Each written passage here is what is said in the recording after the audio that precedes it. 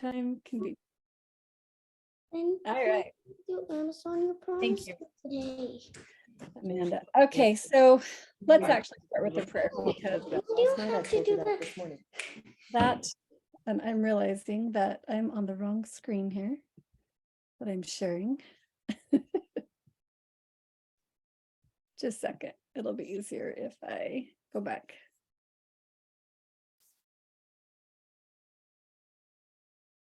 No, that still didn't.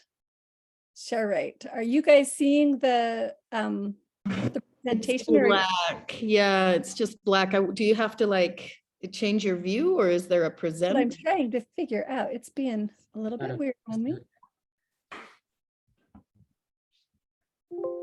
Yay. Now it's working. Okay, good. All right, let's start with the prayer because obviously I need one. Matthew, would you offer a prayer for us? Oh, you're muted.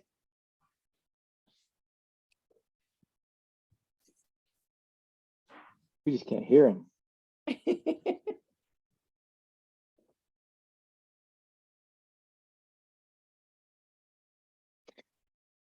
That's why you had to type in the chat. We can't hear you. Ah, It's amazing. a microphone thing. And I'm just going to be honest. I prefer hearing him. He's very soft spoken anyway.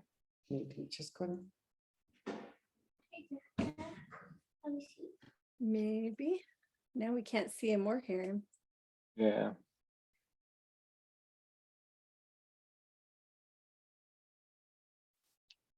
But I'm assuming he can hear us because he is. Yeah, because he's working at it. Well, maybe I can say the prayer then. All right, we'll have Jonathan go ahead and say a prayer and then we'll. Our Father in heaven, we are grateful for this chance to meet together, Heavenly Father, as we bring up the opportunities that we've put together for CEB Homes. We ask thee that thou would be with us and help us to understand the structure and the needs, and give us a better understanding of how we can and what we need to do. Please bless us with thy spirit and the ability to ask the right questions, and the good and peaceful atmosphere as we go forward here. We say these things in the name of Jesus Christ. Amen. Amen. Thank you, honey. All right. I think also it'd be worth introducing because not all of y'all know each other. So I'm Emily. Y'all know me a little bit. Top on my screen is Amanda and Raj. Do you guys want to just introduce yourselves a tiny bit? Hi, we're just looking in to see if the ranch is for us and if compressed earth block would be for us. So we're trying to figure out budget today, or like a ballpark. Awesome. All right. And then Matthew. Yeah, can you hear me now?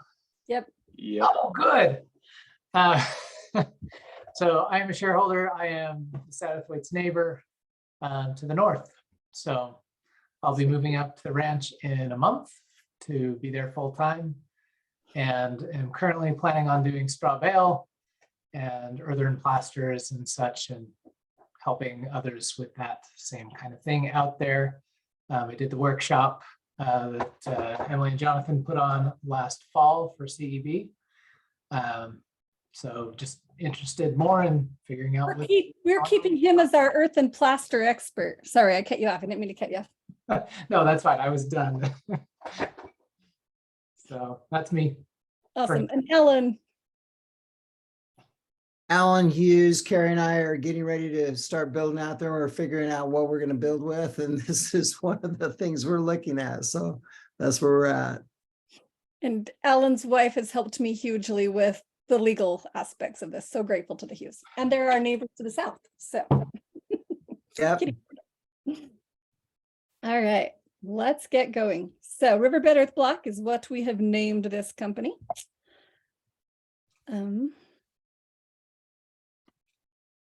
We are organized as an S Corp, with as the holding company, and then which is actually called Utah Earth Block, and then we have LLCs underneath it to divide and keep things financially separated and stable per the lawyer's recommendation. And my brothers that have construction companies seconded her on the way Carrie was recommending we structure. We're super grateful. There's several families that are part of this. Matthew Layton is our vice president. Pam Lundberg is secretary. Jeff McMichael is the treasurer, and Michelle Day is the fifth board member. And then there's actually 7 founding families that have helped get this going. And even more than that have been involved in the CEB over the last 2 to 3 years. So a lot of families putting energy and effort into making this happen. It's not just Jonathan and I. All right. So tonight we're going to briefly go over what is CEB, what does it look like, the pros and cons, what does it like to be a member of Riverbed Earth Block, and what does it look like if you want to invest in the S Corp, and why would you want to do that? So we'll go through all 3 of those.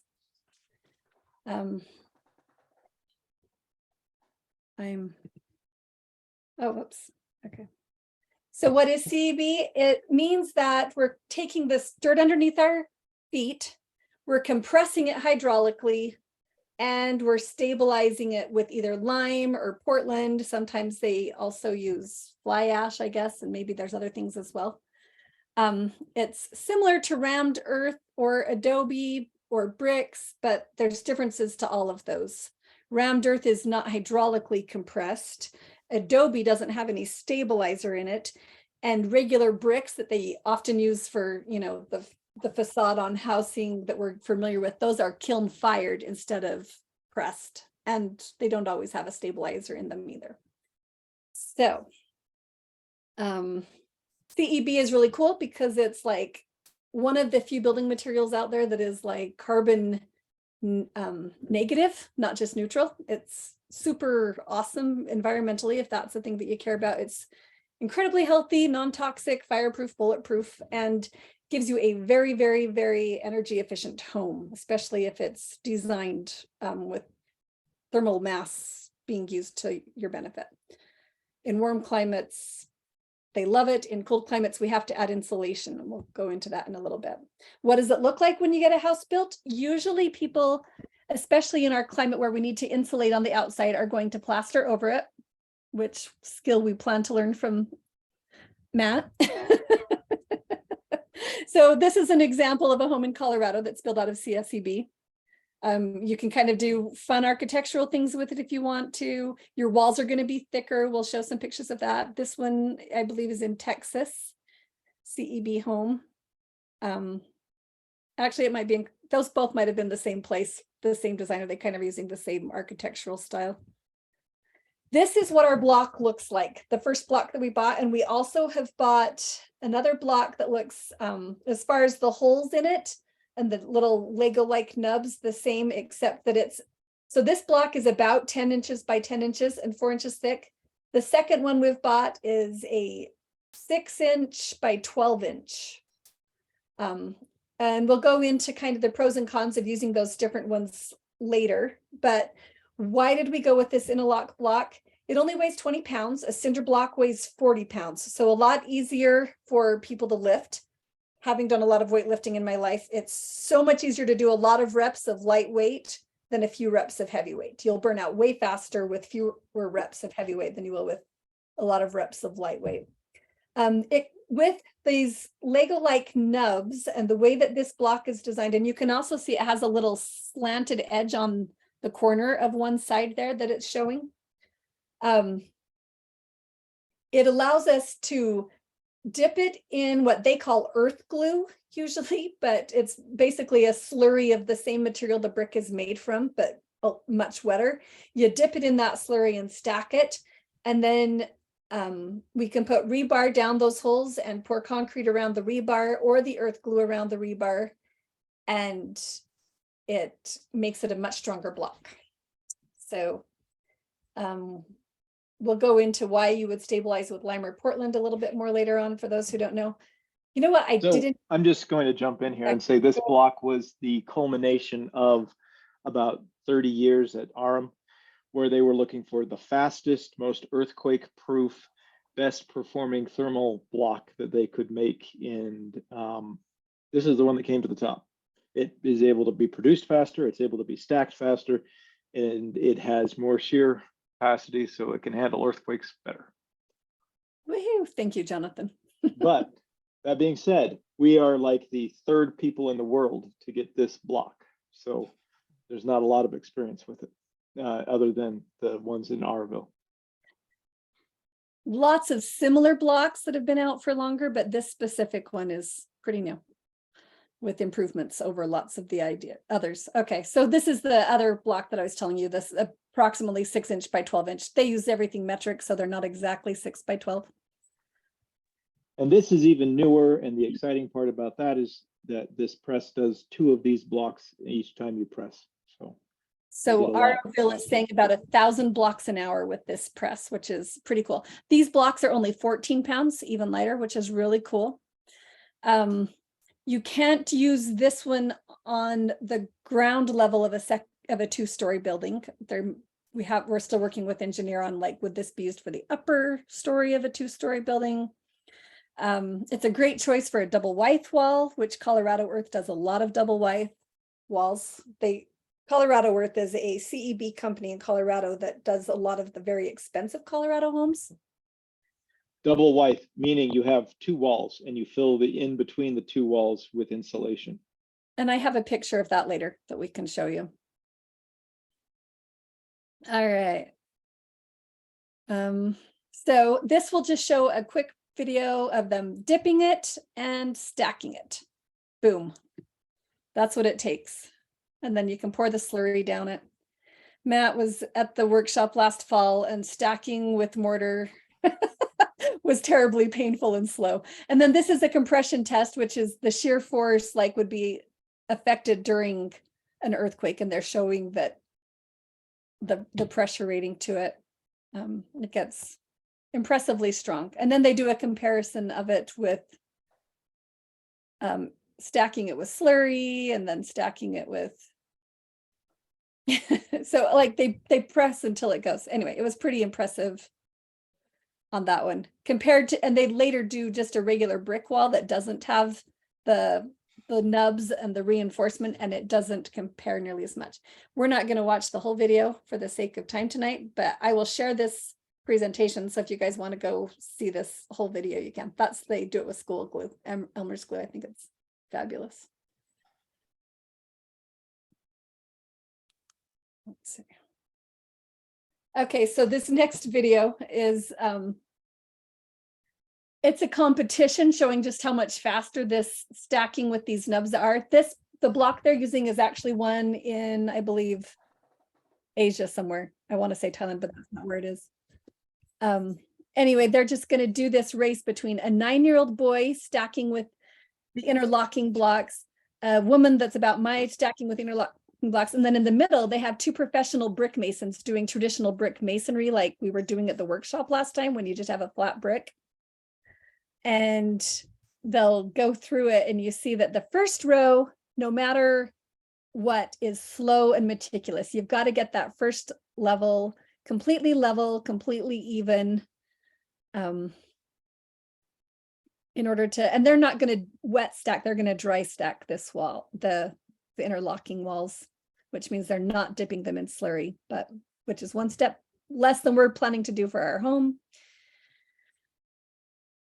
But still, it's just kind of fun when you get to the end and see how much faster it is. And how doesn't require the professional skill like traditional masonry does. So with the 2 professional masons working, they get started on their second row a lot faster.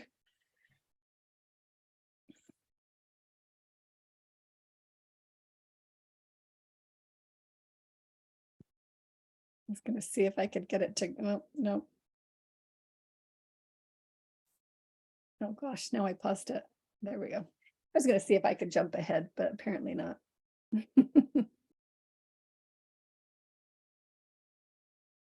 Anyway, now you see this 9-year-old boy going to town with stacking. And within just a few minutes, he's almost caught up to the professional mason.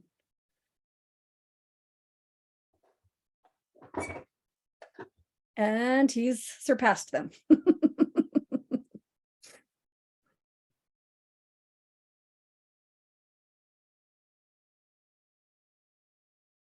And interestingly, even when they dry stack it, but they put the rebar down and pour the mortar or the earth glue mixture down those holes, it still makes for a stronger wall than the traditional brick and mortar masonry. Even though it is this much faster, by adding the dipping and stacking them wet, it's even stronger beyond that. Plus it will help not have thermal gaps. Anyway, you can see like ridiculously faster. Obviously it's on time lapse, but.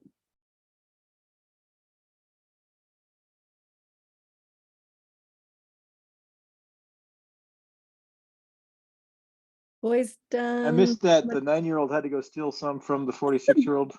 Yeah, he ran out of bricks. I'd never noticed that before either. Anyway, now he's stuck rebar down and is pouring the earth glue down those holes to finish the wall.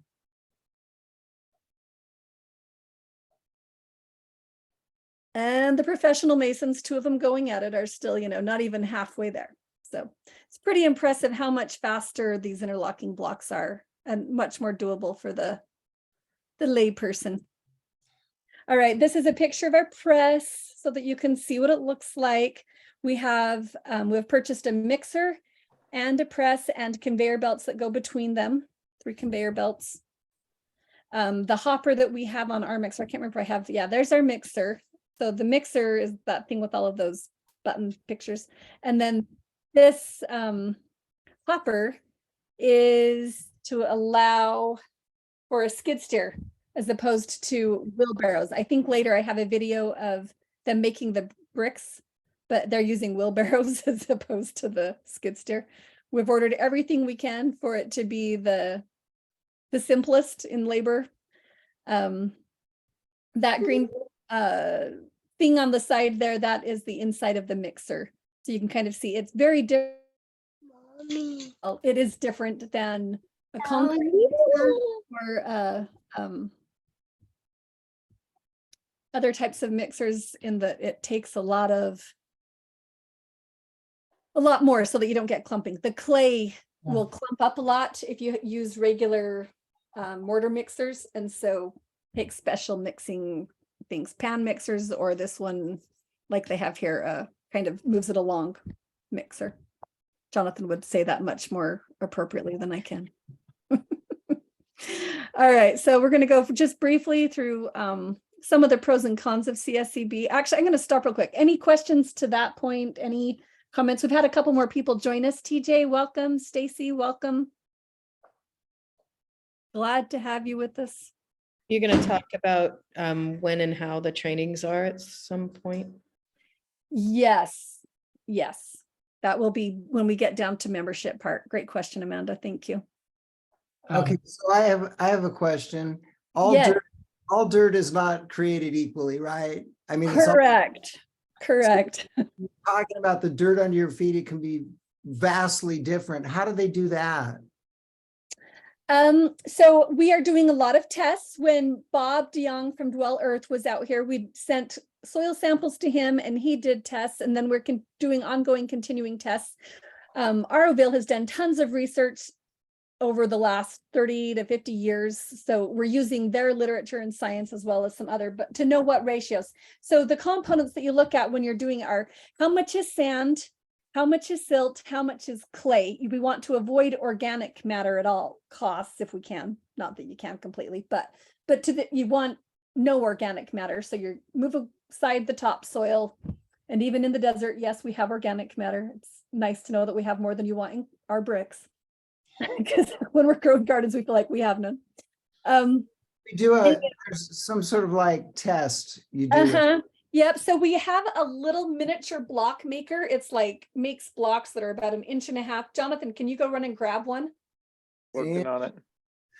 So he'll show you our little test blocks. We've made tons and tons of these test blocks with different recipes, using some of the Tons and tons, meaning 2.5 pounds. But they're like this big. Yeah, they're little. They're cute little blocks. So we're testing them with different levels of different percentages of lime and different percentages of Portland. And then we're doing freeze thaw tests and compression and strength tests on them so that we can determine, you don't want to have to use more lime or Portland than is necessary, but you want enough that you have a strong house. The engineers are looking for, Jonathan, correct me if I'm wrong, but 1,000 PSI on our strength. Yeah,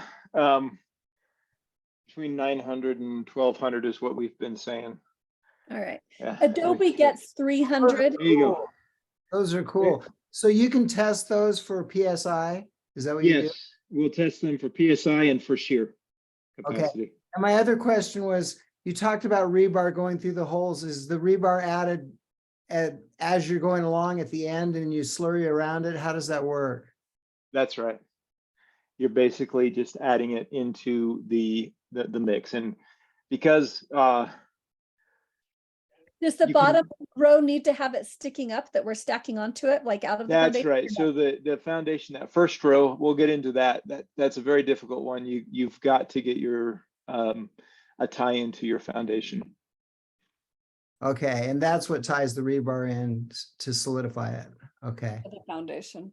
Well, so it solidifies. You're actually pouring a slurry, a grout slurry around the rebar, and it attaches the rebar to the rest of the CEB.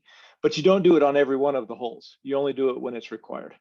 And our And engineer said every 72 inches. every 6 feet, which was a lot less than we thought it would take. I'm just thinking about traditional building, which is probably the wrong way to look at this, but the rebar is like in the footings and foundation and comes out, right? Yep. Right. And ours So- will do that also. So you, Oh. you stub up from the foundation. You That's know, right. About how high does the rebar go? Do you know yet, Jonathan? So most of the people are tying in right at the base. So you're only going up the 4 to 6 inches. Okay, so rebar sticks up 2 to 4 inches. Yep. That's So not, it's gonna stick up for 1 or 2 brick rows, and then we'll put new pieces down after the whole wall's built. So we're not gonna Okay, work okay. around it awkwardly. Is that what I'm understanding? So you're going to put in, 4 to 6 foot pieces and tie them together as you go up. Okay. And I had one more question. Is it okay to ask? Absolutely. Okay, thermal mass. So when you're talking about 1 or 2 walls and putting insulation in between, how does that work with thermal mass? That I spent 2.5 hours talking about that last week. So I'm just going to say that it works well. Okay, all right. Thanks. But Yeah. I will say that when you insulate your thermal mass inside the inside, and you are adding the sun's energy, you can theoretically, because we haven't tried it yet, and it doesn't really work till rubber meets the road, but I've gone through and done it in several programs to simulate what would happen and put in full winters that we've had out here. And the houses that we've been designing we've had to vent them we've had to vent them for a lot of the winter. So just but that's good. You do want air changes. You do want fresh air to come in occasionally. So the thermal mass is designed in the house that we're building to go for 2 weeks without additional heat energy applied, without freezing. And so that's kind of like the super backup, that you have 2 weeks without any solar input energy to come down from 68 to 32 degrees when it is 0 degrees outside. Okay, and that's with doing just one wall of bricks and insulating it, right? That is correct. Okay, when you do, last question, I promise I won't ask anymore for a while. No, you're gonna ask some more. It's okay. Thanks. When you do 2 walls, is it literally twice as much to do that? Or is there some sort of economy of scale because you're doing something similar? It is not quite twice as much. You end up doing like 1.5 times the work.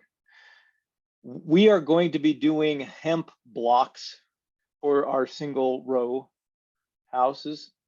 And so we are doing this Installation. hempcrete order this next week or 2 weeks, whenever that is.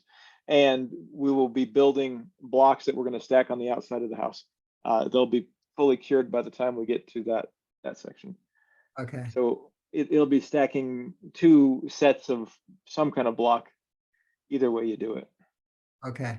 All right. Thank you. So, Awesome. Great questions. questions? Now I got questions. Awesome. Foundation width, foundations going the Uh-huh. full width of the block, and then. I have some width the pictures of it in a installation. minute. So if you wait Okay. till we get to the pictures, it'll be a little easier. Yeah, that's doable. Don't let us forget though, because we do Yeah. tend to do that sometimes. Yeah. I'll ask if you forget. Okay. So benefits of CSEB, most of you are probably already familiar with it if you're even looking this much into it. Well, if you do it with Riverbed Earth Block, we teach you how to do it. So anyway, self-reliance, health and comfort. One of the big things with building out of the ranch is it's a royal pain bringing materials in. So having 90% of the materials already here, that's a big deal. Plus, we as the business are sourcing the part that isn't already here. So meaning the press and the lime in Portland. Even the hemp insulation, we'll be doing group buys for all kinds of things. So that's a huge help. It's a pretty simple method with this interlocking block. It's very affordable. It's probably going to be less expensive than traditional stick frame. I mean, there's all kinds of variables in how anybody does any kind of house. But if you were to try to do a stick frame and have it be no heat needed in the long term, you'd be much more expensive. The one thing that might be less expensive is the straw bale, which is what Matt Whiting is doing. So if you want to go that route, if that's your number one, definitely worth talking to Matt. We'll see. Until one's built. Durability, it's super durable, right? There's these kinds of houses can last for thousands of years. Your great grandchildren can still live in it because it's like building a solid rock house. Jonathan likes to say that it's bulletproof. He bought bulletproof batteries too. I didn't know this was a thing of his till we bought our property out here. At the Now, ranch. that was just a side benefit of every other requirement, but yeah, go ahead. If you want to, go look up CEB bulletproof testing. They can't stop 50 caliber, but everything smaller seems to work pretty good. It doesn't burn either, which is really nice. And pests and rodents don't like it. And anyway, on and on. And one of the cool things on the earthquake stuff, they had a 7.8 Richter scale. Am I getting that right, Jonathan? In India earthquake. I don't remember. It was in the 7s. It wasn't. It was above 7.5. But if we're getting specific, I don't remember. 7.6, It was 7.8. a 7.5 plus. So it was a pretty significant earthquake. Anyway, they had a few houses that had been built this way in a school that were in that region, and they survived the earthquake, which is really exciting. And then sustainability. Like I said earlier, this is like about the only option for a carbon negative if you're into, I want to be very earth friendly. So and you then keep we're saying gonna- this. I'm just going to say it's carbon neutral if you use lime, neutral. If you use lime. Okay, and it's carbon negative if you add the hemp on the outside. there you go. Listen to Jonathan. He knows these things. I have Training. people correcting me all the time. And then we'll provide training and support for you so you don't have to build your house by yourself if you've never built a house before. We're going to be the guinea pigs along with 3 other families at least this summer. So you can learn from all of our mistakes. And thankfully, my brothers do construction. We have them as a resource, and we have Dwell Earth as a resource, and we have Aroville as a resource. So we have people behind us helping us learn as we go. And then it's a group effort. It's definitely a social thing. You can have your family and friends come and make blocks on your membership. We'll talk about the details of that later. All right, this is a slide that people tell me is too busy and I probably shouldn't include it. It's confusing. But it was just the pros and cons comparison to other forms of building. I actually am going to just move on, but it's in the slide deck. You can study it out.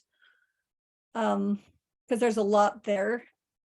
You can study it out later, and then if you have questions and stuff, go ahead and ask me. But anyway. So it has all of these really awesome benefits. What is the biggest con to building with CSEB? It's a bucket load of work. Yes, like the Three Little Pigs, you have a house made out of bricks, but that takes a lot longer than a house built out of sticks or straw or other traditional methods, probably. And it is work. Any kind of house building is work, but this one isn't going to get you away from that, even with our cool interlock blocks. So to show you a little bit of what it looks like to just make the block. This is in Arrowville where we're buying the press from. Like I said, they do wheelbarrow loading of their hoppers, and we are going to get to do that with a skid steer, thankfully. It will take a crew, just like you can see here. There's, probably 6 to 8 people working. We plan on starting with crews of 6, and we'll adjust as we learn and go. But this job right here that these guys are doing of lifting up the bag of, whether that's Portland or lime, I can't tell, but one of the two, that's a piece that in our current process, we will be doing. We're still working on trying to get an auger fed bulk system, but to begin with, and until we have the details on that worked out, that could be a job where someone's got to clean the 50-pound bag of, or if it's Portland, 100-pound bag.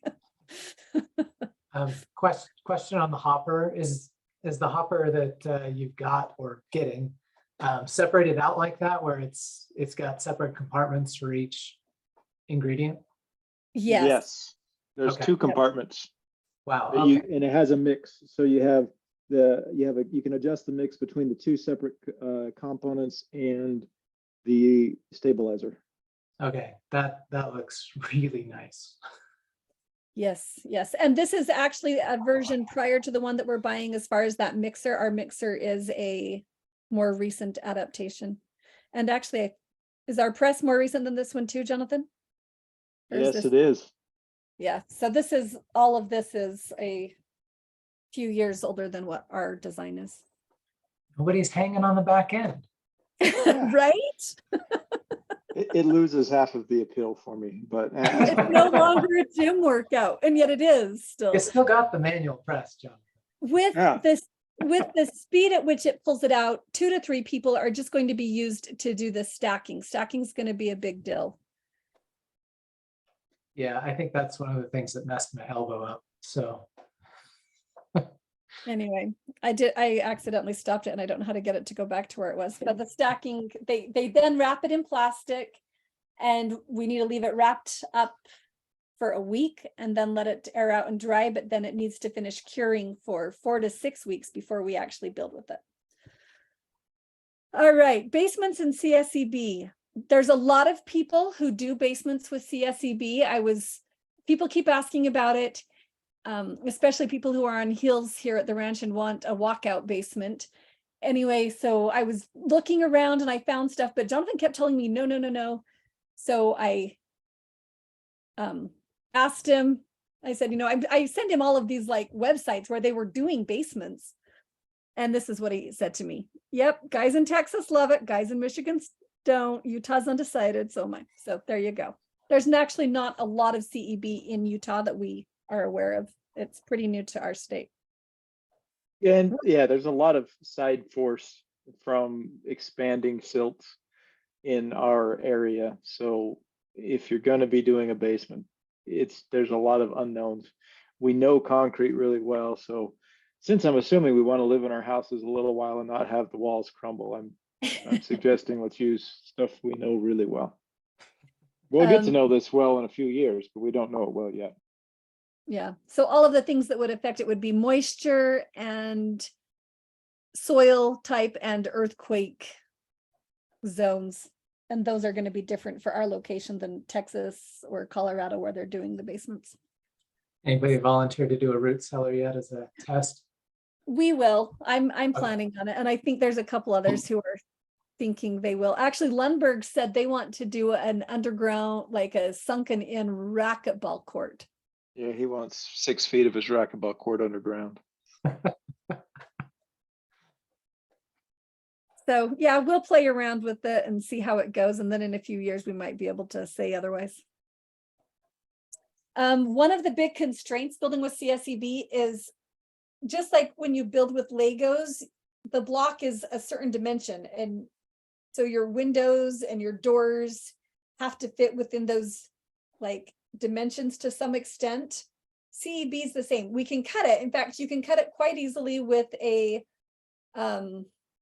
Concrete saw. right, a masonry bit on a circular saw, but you don't want little slivers of block. So there's things when you're working with the architect and when you're designing, you've got to know the size of your block, and that is part of. And between windows or between a corner and a window or a corner and a door, you're going to want 2 to 3 blocks, not just a single row of block. So that is one of the design constraints that you need to be aware of when you're building with CSEB. It might limit, if you were planning on having wall-to-wall windows, you can do it, but you're going to be doing still framing around those windows instead of CSEB framing. Here's a few more pictures of interiors.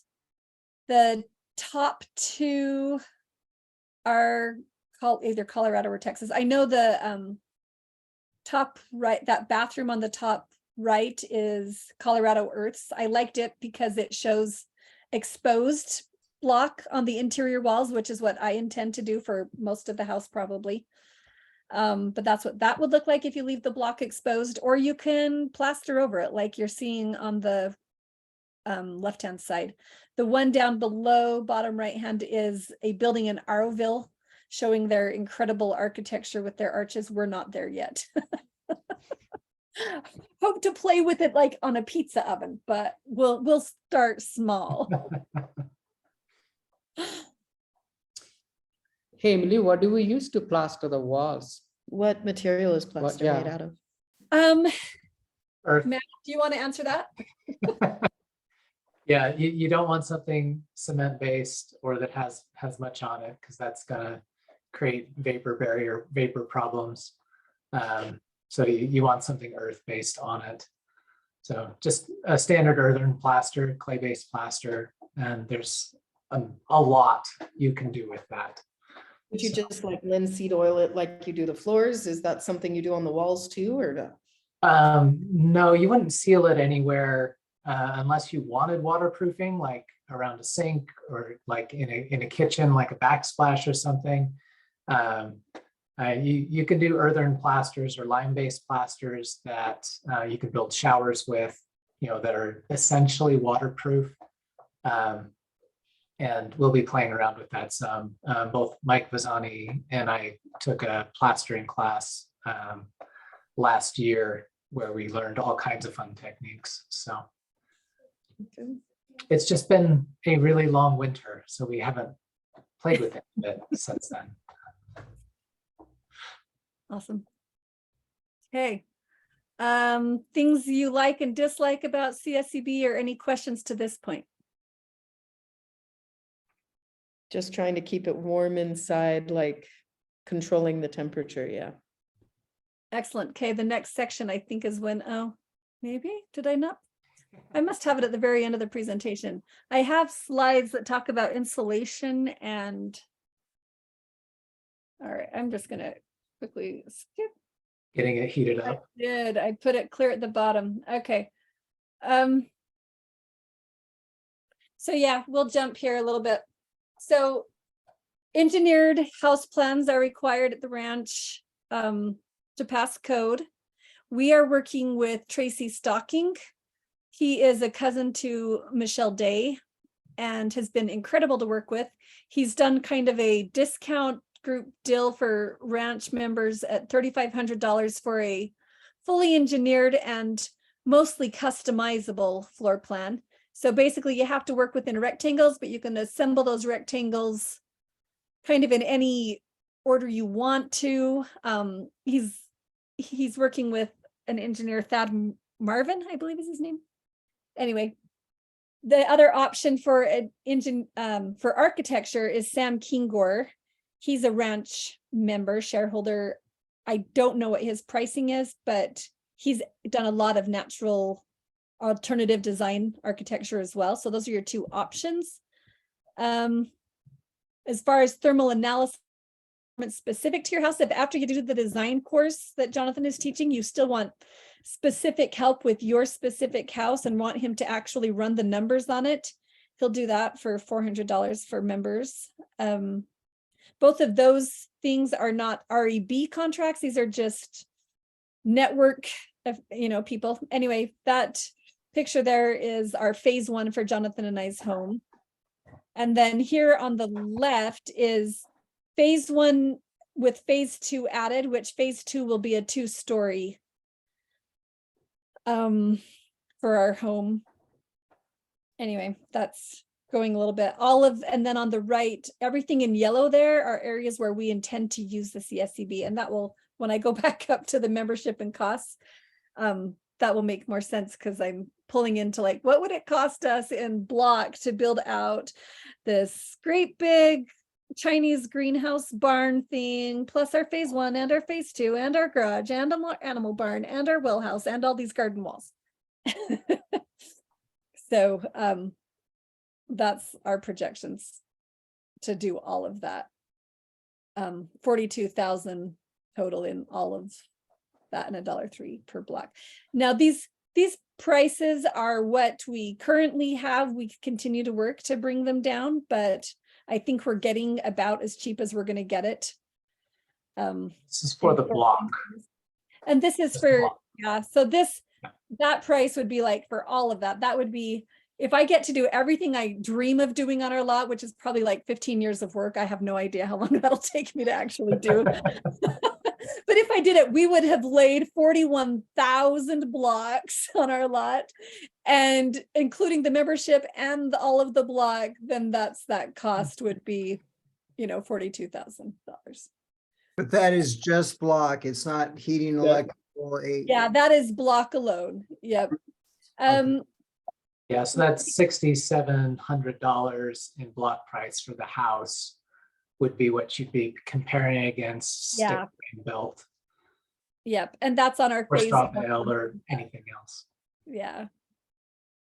Phase 1's under 7,000 in the block cost alone. All right. I included that picture because that's probably what the front entrance to our house will look like out here at the ranch. How it has that round thing in the side there. That's about what ours will look like with the stairway, vestibule-ish kind of stairway thing leading up to our house. So So you're I not- like that picture. You're not constrained to build just rectangles and squares then? Now, if we do this circular thing that I'm dreaming of, currently that would require we do the standard brick and mortar on that portion of it, because we do not have a block that will allow us to do a round wall currently. There is a possibility of David Ashby's press being modified or having a mold that would allow us to do it, but that is not currently an option. So if I do that, it's probably a few years down the line, hoping that David Ashby's going to design me my perfect mold to go on. Or else it might end up square. We'll see. Anyway, cost calculators somewhere. I'm sorry. I guess I've rearranged this. There we are. You guys were asking about what is insulation and foundation stuff. Here's some of those pictures. So it can be insulated when you're doing the thermal mass. You want it on the interior. This one is showing a very skinny CEB block on the inside, and then a full straw bale insulation on the outside. And they're insulating their foundation. It's a very shallow foundation, so obviously not in a cold area climate like we are, at least not as bad as ours. And they've done a continuous insulation around and below that foundation. Insulation around is what we are planning on doing with the perlite mixed into a cement thing. Anyway, we'll look at these other pictures and I'll show you. Matt was asking, how wide is this Rebel trench or foundation? So here's the foundation picture, and this is showing the double white wall. So again, this is a skinny block. If you were to do the 6 by 12 inch blocks, you could do this, or you could even do it with half-inch blocks of our 10-inch block. So like a 5-inch block. And it would be acceptable, except that those aren't as long. So anyway, pros and cons to both. But then you could fill that gap with perlite or with, I always forget, what's the tiny lava rockish thing that they also use, kind of like perlite in potting soil? Vermiculite? Oh, yeah. So Yeah. you can fill that in between space with vermiculite, and that gives you your insulation barrier. And then really that exterior of the double wipe is mostly just exterior cladding and keeping your insulation in there. It doesn't provide really the thermal mass into your house because the insulation blocks that thermal mass from benefiting the indoor climate. Colorado Earth gets paid by the number of blocks that she makes. So she likes the double wipe wall, right? That's totally to her advantage. Oh, and she also likes the sale of nicely built wall that you can see on the outside, which That's you true. can have Yeah. to plaster. Yeah. What's the R factor for something like this? What does it range in? So the R value for the CEB is about 0.76 to 8.8 per inch. So not a lot there, but a little bit. When you add perlite to the middle of the double wipe right there, and you go for that 3-inch, it ends up being an R27. If you go to 5 inches, excuse me, you can get it up to an R40. Hmm. And Alan, just as a comparison, like Adobe is a little bit more insulative than the CSEB, but the R value isn't as important as the thermal mass. So the bigger you get with thermal mass, the more you're relying on just the energy transfer taking a long time to actually happen. Right. So you've got the house heated up on the inside and all of that wall heated up, and it just takes a long time to transfer that energy. So it's not as much from an insulative standpoint as it is from the value of being able to keep the same temperature across. Of course, we get cold enough, we do have to have the insulation on the outside or in the middle. Okay, so just to answer simply, this kind of design would work at OSR or not? Yes. Yes, this works. Absolutely. I've done an analysis of this, and this works for, you can have 0 degrees outside with no sun for 2 weeks and still be above freezing inside. With no Because- added heat. With no added heat, without turning on your furnace or anything. Wow. Anybody doing any geothermal, by the way? Yeah, Bill and I. Cool. I'm Um, interested. This Bill picture Taylor. doesn't answer, oh, yeah, doesn't answer Matt's question about how wide the foundation, like 3 to 4 feet on our rubble trench. Is that right, Jonathan? 3 feet-ish on our rubble trench? Yeah, so I'm saying width of wall plus the width of the So- installation, plus When- 3 to 6 inches on each side. No, plus 6 inches on each side to give you So- stability. Yeah, So the it's a big stability ditch. factor. But Yeah, it's a bigger ditch because the silt that we're building on requires a low dispersion in the rubble trench, which is looking like our stem wall is going to end up at like 2 feet, but our rubble trench will almost be 4 feet wide. okay, So that's just because there will be settling or settlement if we don't get that done right. And it's all based on, yeah, there's a lot of weight. It's buried. yeah, I get that. well, yeah, And our And- soils are kind of slippery, messy that way. our soils are some of the worst Expanding. for doing foundations. Yeah. Now, I'm not seeing anything listed here in terms of fabric on the textile on the outside. I'm assuming you are We intending will. to do that. Yeah, Yeah. because of the silt. Well, because of anything, but Yeah. Yeah. Okay. Yeah, that answers it. And, you know, the difference between my 2-foot rubble trench and a 4-foot rubble trench is I would never attempt again to compact that by hand. So, Awesome. Here's a picture of the hempcrete. And this little video is what we thought we were going to be doing, where it's pour in place, but we're actually now going to be doing panels. We've learned that we can keep a higher insulation value with less material if we don't do the cast in place. And we can make our hempcrete while we're still waiting for the press. So I wondered why you guys were going backwards on that, but that makes sense. yeah, so that's what's happened. Well, and there was one other thing that really tipped it over. We would have just, pushed things out, but the R value of hempcrete is based on how loosely you pack it. So Yeah, you have more, and you have a lot more control of how you pack it in the forms as opposed to in the forms outside where you have more access to it. So you can do a better job of maintaining a high R value with less material. yeah. So Means does more that, stacking of bricks, but yeah. What was your question, Amanda? does that straw stay high and dry? So with the hemp, you coat it with lime. You mix it with a lime mix in a mortar mixer, like a concrete mixer. Mix the lime in with it. It's like 4 parts hemp to 1 part lime to 1 part water is kind of the standard recipe. And then you put it in the molds, just like block molds that we'll put it in and let it cure. And then when it's dry, we put it onto the wall. You don't want it sitting in water, No, but it's maybe more akin to petrified wood or something like that, where it's And encased in concrete, essentially. Tuesday, we're going to do a call. The Academy chat that has been going on is in transition, but we're going to go ahead and do one anyways.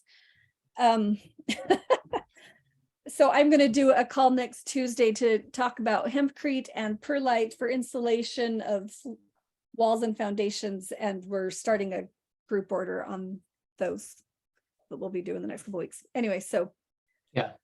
that will go into a lot more on Tuesday, but anyway, insulation. I thought this was hilarious. This was an actual diagram of a CEB wall where they insulated with shredded denim. It made for a really pretty picture, so Yeah. I had to include it. But if you have that much denim, you can even insulate with that. Anyway, this picture was just, notice how thick the walls are. So that is the first hour and all about CSEB. I'd like to transition into what does membership look like, but does anyone have any just super pressing questions of what would it look like on the construction stuff? Okay, so I'm an electrical contractor and I just want to know, you're just running conduit on the inside? You're going to try to do something with channeling? You're going to run Smurf tube when you do the blocks? What are you going to do? Excellent. I'm going to run conduit on the inside because I actually kind of like that industrial-ish look, but there are ways to do channeling. If you do the double white wall, you can certainly do it. We have a special block mold where you can run the conduit through I don't know if I'll just go clear up here to that picture of the mold. Yeah, if you do a heavy plaster on Remember the inside, you can that use U plaster. block, Alan, with that U block, you can run your electrical through that, and you can run it certainly down the channels because we don't need rebar in every channel. And so then you're just drilling out either from that U channel or from the horizontal, the vertical circles. So you've got to have all your electrical designed beforehand, right? Like it's a lot more important with this than with sheetrock or stick frame, that you know exactly where you're going with your electrical. Well, yeah, you're going to want to put brick boxes in and things if you're doing that as you're doing it. Otherwise, you're a lot of chopping of brick. So Yes. Alan, yes. if you've got a heavy plaster on the inside, which you wouldn't have to do, but if you wanted to do a heavy plaster like 1.5 inches thick, it can just be buried under the plaster, right? You can you can Oh. get it right up against the wall, but I don't know that I'd want to do 1.5 inches of plaster on top of the CSEB and on top of the brick. I'd probably just be doing something really, really light, you know, maybe 3/4 of an inch at most of plaster, but Yeah, so you could but- do, that's how you can do it with straw bale. yeah, and you could run stuff along either the crown or at the bottom with the trim and Yeah. hide it also, so. Okay, Awesome. thinking. Yep. All right. So what does membership look like? It gives you all the training and workshop and support so that you don't feel like you're doing this on your own and having to figure it out from YouTube. We're trying really hard to help everyone feel like they have a team helping them do this. We've started that designing class. We'll have trainings once the press comes on how to make block. Those will be hands-on training. They'll probably happen. We don't know what the schedule will be completely. It'll kind of be based on demand, but probably like twice a month initially. And then once we've got everyone that wants to trained, it will be when there's a need, right? When there's a new group of people ready to make their blocks, we're going to work the trainings once a month, probably for sure. And where would you find that schedule online on the website?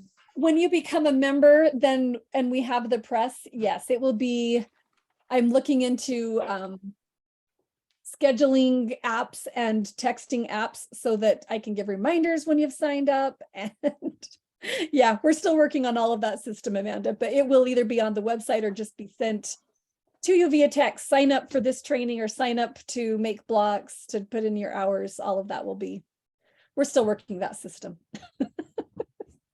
Are you guys gonna be the guinea pigs? Are you gonna Um, start? Us and 3 other families. Not Really? alone, but yeah, we have 4 families that are working together to get houses and work through all this stuff. They're all really small houses, about 11 to 1200 square feet. And most of us, I think, are planning on doing a phase 2 add-on, but that's the plan. We can do some brick parties to understand how it works. Yes. And Hands- so that's how it'll go. Like, come and make, when you come and do training to make block, it'll be making block for somebody's house. And when you come and do training to learn how to lay block, it'll be laying block on somebody's house or barn or whatever. But yeah, so it'll be hands-on learning so that you don't feel like you're doing it alone. You have the ability to put in your own labor to make the blocks and give you lower cost, or to buy the blocks retail made from us. If you're going to just buy them retail made from us, you may or may not want membership. It depends on if you're going to build your own house, right? Or if you're just going to hire a contractor. Currently, I don't know any contractors that will build it for you out of this. No one out here has experience, but I would assume that in a year or two, there will be people who have done this and will be like, heck yeah, I'll build your house for it if you want to pay me. So that will become an option in the future, I'm pretty sure. Umesh was really hoping, he did a lot of helping me with the business plan, and he's like, you are going to do this retail, right? I can just hire someone to build my house, right? He doesn't want to build his own.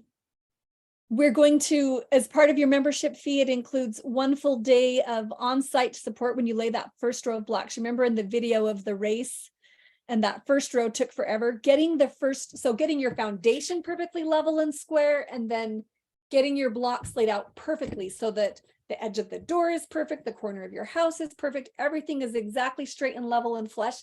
That's how you get straight, level, perfect walls going upward. So we will be there to help you on that first day to help you get that right, because that's what makes everything else go right. Purchasing blocks and other materials at member only discount. So anything like mixers, the mortar mixers that are going to be needed for the slurry, the earth glue slurry, or whatever other things that we end up buying in bulk, the molds for this hempcrete stuff, we'll have available to REB members.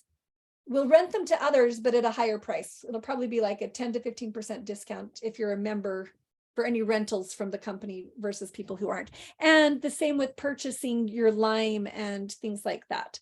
There's going to be a lot of need for lime out here. We're working on getting a bulk lime system it'll be cheaper to the members of REB. Ability to rent equipment. Oh, I already said that. Okay, membership extends to all the helpers that you can recruit over 14 years of age. So in the block making facility, it is a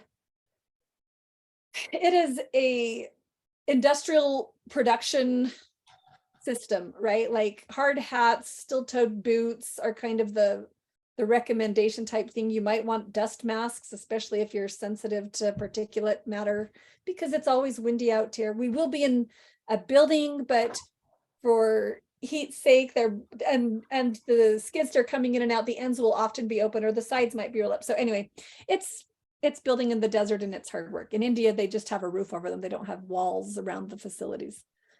And then the membership will last for 5 years. And then it can be renewed at $500 a year if you want, if it's going to take you long. You don't, it doesn't have to be the consecutive year. You're like, okay, took me 5 years to build my house. I want to take a break before I build garden walls or an addition to my house or a barn or greenhouse or whatever.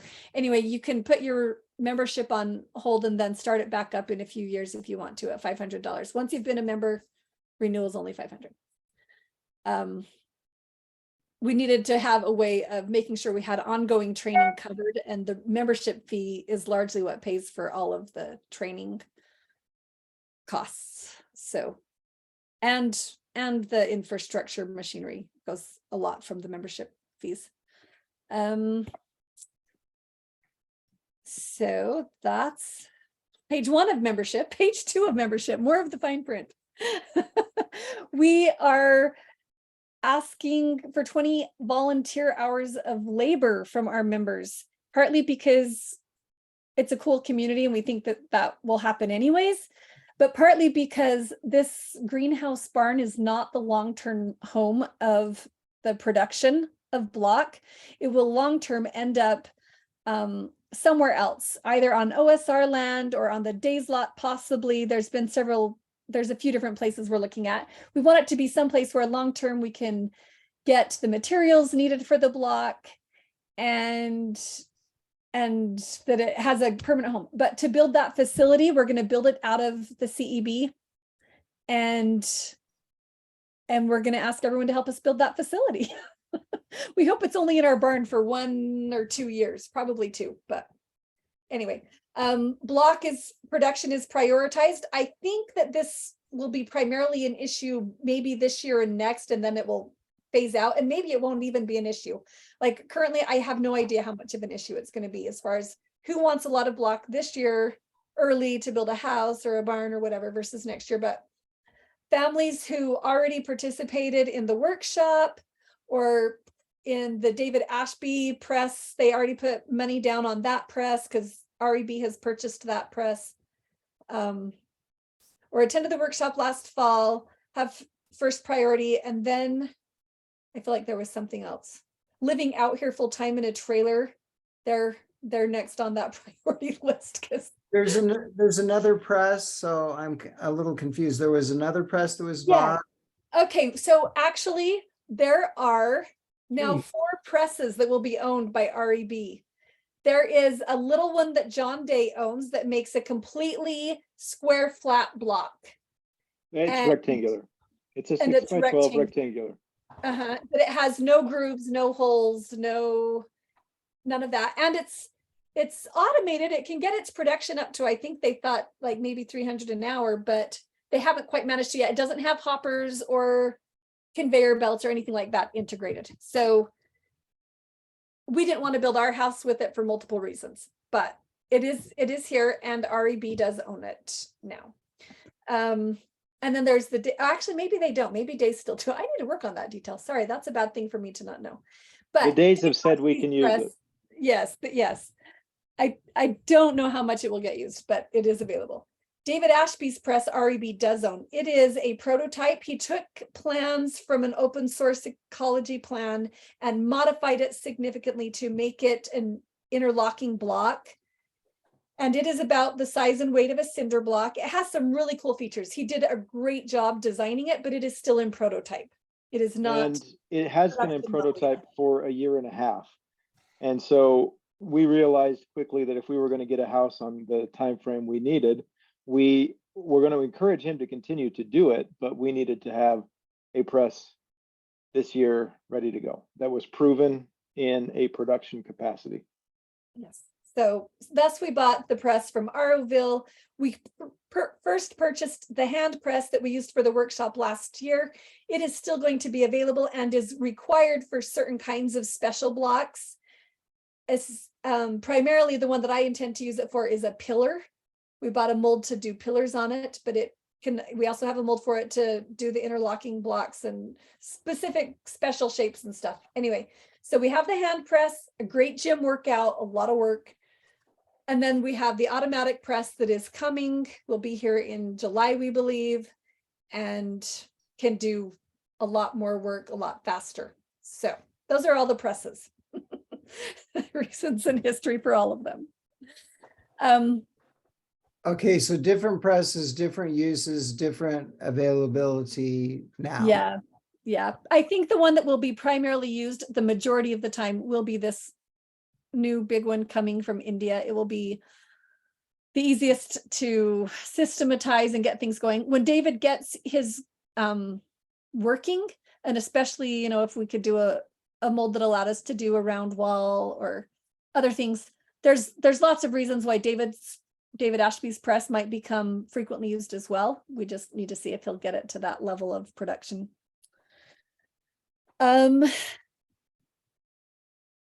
The first year, because we know we'll be limited on time, we can't make blocks in hard freezing weather unless we have somewhere to store them out of the freezing. Our greenhouse actually has not frozen very much. We could store blocks in here to cure and that'd be fine, but it can only hold so much.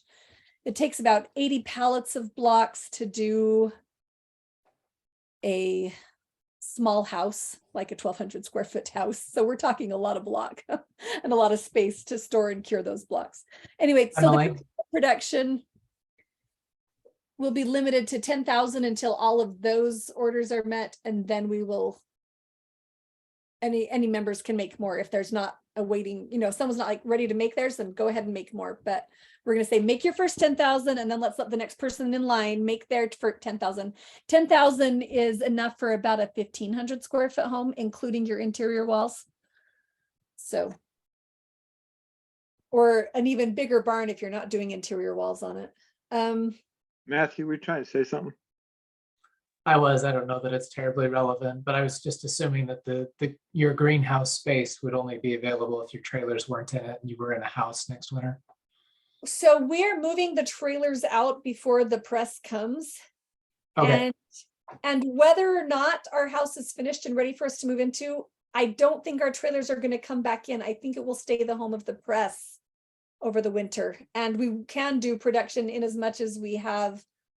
Like, it would be a glorious environment to be working all winter. It's a matter of, can we figure out a system to cover the blocks so that they don't freeze while they cure? Yeah. Okay. If not, it'll be a really fun workout gym or let the kids run around space, I guess. I don't know.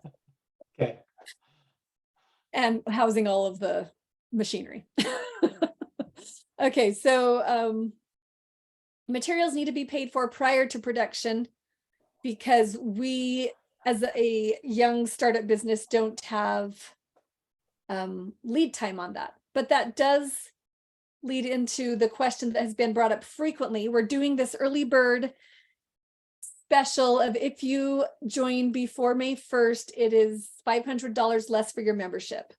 So it's $2,500 before May 1st or $3,000 after that. And several people have said, I can't free up quite that much by then. We've said, okay, we'll do a payment because it helps the business as well as helps you to have you pay up front because there's a lot of infrastructure, machinery, equipment needed to be purchased in order to get this thing up off the ground and going. So if you can do $1,000 before May 1st, then and can finish paying off your $2,500 before December 31st, we'll go with that. If it takes you past December 31st, then that will roll up to needing to be 3,000 to have your membership paid off. And the membership needs to be paid for in full before you can make blocks, because the blocks need to be paid for in full before we produce them. That's just how we have to run financially in order to keep this thing functioning. We don't have float money, unfortunately. Or fortunately, I don't know, it's supposed to be this, no debt concept out here at the ranch anyway. So we're helping that because we can't float your debt. Anyway, you'll be responsible for your own personal safety apparel, steel-toed shoes, are highly, highly recommended. There will be absolutely no bare feet. Anyway, everything listed there is probably desirable when you're working, but they're your responsibility. And we may have things that the insurance says are absolutely required that you'll need to have if you're going to come and help with production. And that would include any of your family or friends that want to come help you make blocks. We will train them. They have to have done the training before they come, but they've got to also have the safety equipment if they're going to come. We're working on insurance quotes right now, and we'll know more, but what's required versus, and it may be that our production manager will be like, and due to this incident or due to what we're seeing here, everyone needs goggles because you get too much dust in your eyes or whatever. That's going to be a learning as we go for the safety in the production facility. So I have a question about the trainings. Are they going to be recorded for family that might be like, I can give you a week? Like, I know you were saying it would be on-demand training. I'm Yes. just concerned that I could have my family up here for a week, but not get them trained in building my house before they need to leave. Totally get it. Okay. So for the block production training, which will be separate from building construction training, like the block stacking training, they for sure need to come and do a hands-on. We do want to have some video that everyone's required to watch first, so that as much as can be done is done there, but then there will need to be some that's hands-on, and the production manager has the final say to say, yes, this person, like, especially if it's children trying to help, then, even if they're over 14, we totally give the production manager right to say, no, that kid's just too distractible or whatever, because we are working heavy machinery and equipment. But we want everyone that's functional and able to be able to participate and help. The training, so like if you've got a whole group here, you've got 6 people that can come and help you make block, and you're just going to be making all of your block in 3 days, we'll do the first 2 hours of that first day training them, kind of a thing. Does that make sense? But there will be, we probably won't want to stop and do trainings 3 times a week. It'll probably be at most once a week that we'll do training. So, and I'm guessing that most of our running time will be like Thursday, Friday, Saturday. And then maybe we'll be doing evenings on Monday, Tuesday, Wednesday. That's kind of what I'm foreseeing will be the general schedule. And we might run long days on those Thursday, Friday, Saturday, because some people took off work or whatever to come out here for the weekend and make their block. How long does it take to make 10,000 blocks? To make 10,000 blocks, I have another slide that'll talk about that. Okay. Any other questions on this slide? Membership, fine print. I've got here a question. we go. Raj, I think I'm answering your question now. Perfect. TJ is talking. So I just had a question really quick before you Yeah. move on. Yeah. Is there any benefit to joining early other than saving $500? You can start attending the trainings and get a feel for what you're doing. The design training goes through a ton on, like, if you're working on house plans, I would definitely recommend that you do that design training early. That leads me to another question though, TJ. Several people have said, can we join now, but put our membership 5-year thing on a delay, but still take the design training? And we've said, yes, we really want people to just get the design training. It will save you and whoever your architect and engineer are, if it's Tracy or Sam or someone else, and us as the REB team, tons of time in answering questions if you attend that design training. So we want you to attend that. So that would be the other reason why to join now, so that you've got that information floating around in your brain as you're thinking about how you're going to go about things. Okay, but that would really kind of be the only benefit would, because you're also offering the trainings next year, for example, and the design course is going to be recorded, right?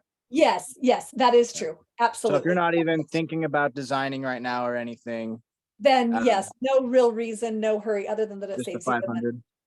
Yep. Okay. Correct. Good question. Thank you. All right. So Emily? how many? Yeah. Yes, Stacy. Thanks. I just want to make sure I understood that part right. So it's my husband who's looked into all of this a lot more. So I'm just kind of soaking everything in and learning as I'm listening here. But it sounded like you said that if you pay now, you can kind of put your membership on hold until you're really closer to building. Did I understand that right? Because it may be a year or two for us. I don't know. Yes. If you want to join now for this early bird, get the discount. And then, but so actually when you have your when you fill out your membership form, we actually have on it a membership start date. So that you can put in, okay, I'm not going to actually start making block. And that also helps us with planning. We're trying to, get a feel for how many people are actually trying to make blocks this year versus next year. I don't think that would necessarily be us. So we would probably be like maybe next year or something. So, Yeah, okay, that's good to know. but we're trying to make it a win-win if people want to join now, because it gives us the funding to buy. For instance, we still need storage for the bulk lime so that we're not just doing 50-pound bags of it. It would be much less expensive in the long run if we can get the storage and delivery systems in place. There's several other things that as we have people join early, then we have the funding to buy more infrastructure, which makes it easier. And I kind of talk about that in a minute also when I go into if you want to be an investor in the company. All right. So how many blocks can we make this year? It really depends on how many hours we, the members, are able to put in. The machine could easily do 500,000 blocks in 6 months of kind of standard usage. So it'd be easy to make enough blocks for 50 houses in a year. Probably not this year since our press got delayed again to the July. We're probably looking like if we worked the press full time, we could probably make 25 houses this year. But that's still a lot of houses. I don't think there's going to be that many people who have their everything in place to do that many blocks. Oh, there we go. Okay. So there you go, TJ, answering your question, why join now? If you're in a hurry to get a house up or a barn up, it's prioritized.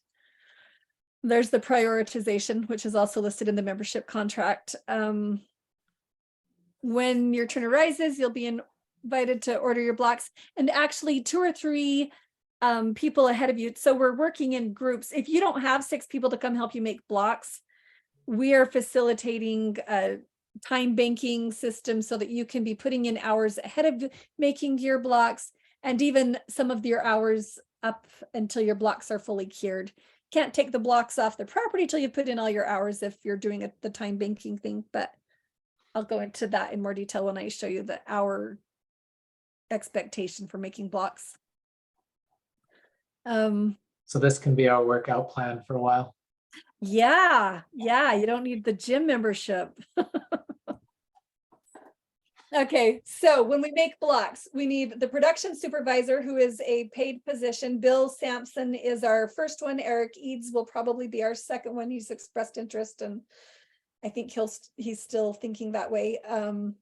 We'll need a skid steer operator that is insured by the whoever owns the skid steer. So the skid steers that we're using, Michelle and John Day own one that we have available to us, but it needs to be people insured by them. So we'll be renting it from them, or we'll be renting the pegs if it's ever available. I kind of doubt it this summer, but maybe. Anyway, and so people who are insured by the peg, and that whole system is already, they already have their financing. So skid steer operators will be there. And then we need 6 other people is what we're guessing. When the press comes and we learn how strong and how fast we are, that might adjust. But from what Aroville recommends, that's what we're going by. So 2 people at the mixer, 1 operating the press, and 3 stacking the blocks and wrapping the pallets. if the hand press is also running, because the mixer could feed the hand press in addition to the automatic press, you would need another 3 to 4 people working. Or maybe it's just the hand press and the mixer running, and that will have to work out how many people also. That's a whole different game that we're gonna have to play at. So what's required? You've got to complete, I said 8 hours of training there. We're pretty sure it won't be 8 hours of training. It'll probably be watch these videos and then come, and it'll be like 2 hours of hands-on, 4 hours of hands-on. I don't know. Until we feel comfortable running and we know that everyone knows what their jobs are, all the jobs that they're physically capable of, and how we're going to rotate through the different positions and all that. Definitely no one under 14 years of age on the production facility. When it's stacking blocks on your own lot, that's entirely yours to decide. Probably I intend to have my 9-year-old helping me stack blocks, but she won't get to come into the production facility because of the heavy machinery. And it'll be hard work, and we hope to have fun. So some variables of cost and time. So we wanted to keep the cost as low as possible for people to make houses, and at the same time make it a viable ongoing organization business, really, so that people who were putting in bucket loads of time weren't having to volunteer it, so they wouldn't burn out, so that it would continue in perpetuity for people to get houses and barns and whatever else we need out here at the ranch. So the pricing is a little bit more complicated than I would love. If you just buy retail blocks, it's straightforward. We're looking at like $2 a block, but for the 10-inch block with lime. Anyway, prices are going to actually be based on the percentage of lime or the percentage of Portland, and lime in Portland costs differently, as well as the size of your block, obviously. So it's based on the material going into it. And then to pay for the production supervisor and the skid steer and the maintenance of the equipment, it's going to be $100 a day to start up and run the operations on the equipment. So basically, when you order your blocks, we're going to say, okay, it looks like this will be a 2-day block run or a 4-day block run, whatever. You'll pay for your daily machine use, and then an app per hour, because that's covering the wages. So the daily pays for like starting it up and closing it down and the cleaning of the equipment and stuff, the daily maintenance, as well as like the ongoing business paperwork, calling, scheduling, and then the hourly covers the gas and the rental of the skid steer and the production manager. Anyway, and we wanted to incentivize all of us, ourselves included, to work fast when we're at the press. We know everyone at the ranch loves to sit and gab. We're really good at talking and socializing, but when that press is running, we're hoping to motivate ourselves to actually be working. So it will cost you less for your block, depending on how fast your crew works. So it can be a crew that you bring yourself, or it can be that you choose to do the labor, what's that called? I'm having a mind blank. The labor share, the time banking of the labor system that Matthew Layton is working out for us. But anyway, block production can vary hugely depending on the speed of the labor. So anywhere from 350 an hour to 800, and with those 6x12 blocks up to 1,000 an hour.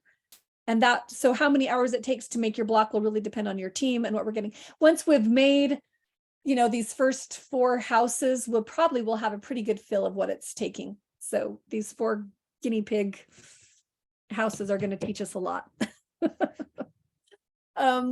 And then the scheduling, we're kind of anticipating it will be in 4-hour shifts, but it might be that we're like, oh, 8 hours, 12 hours, we're good.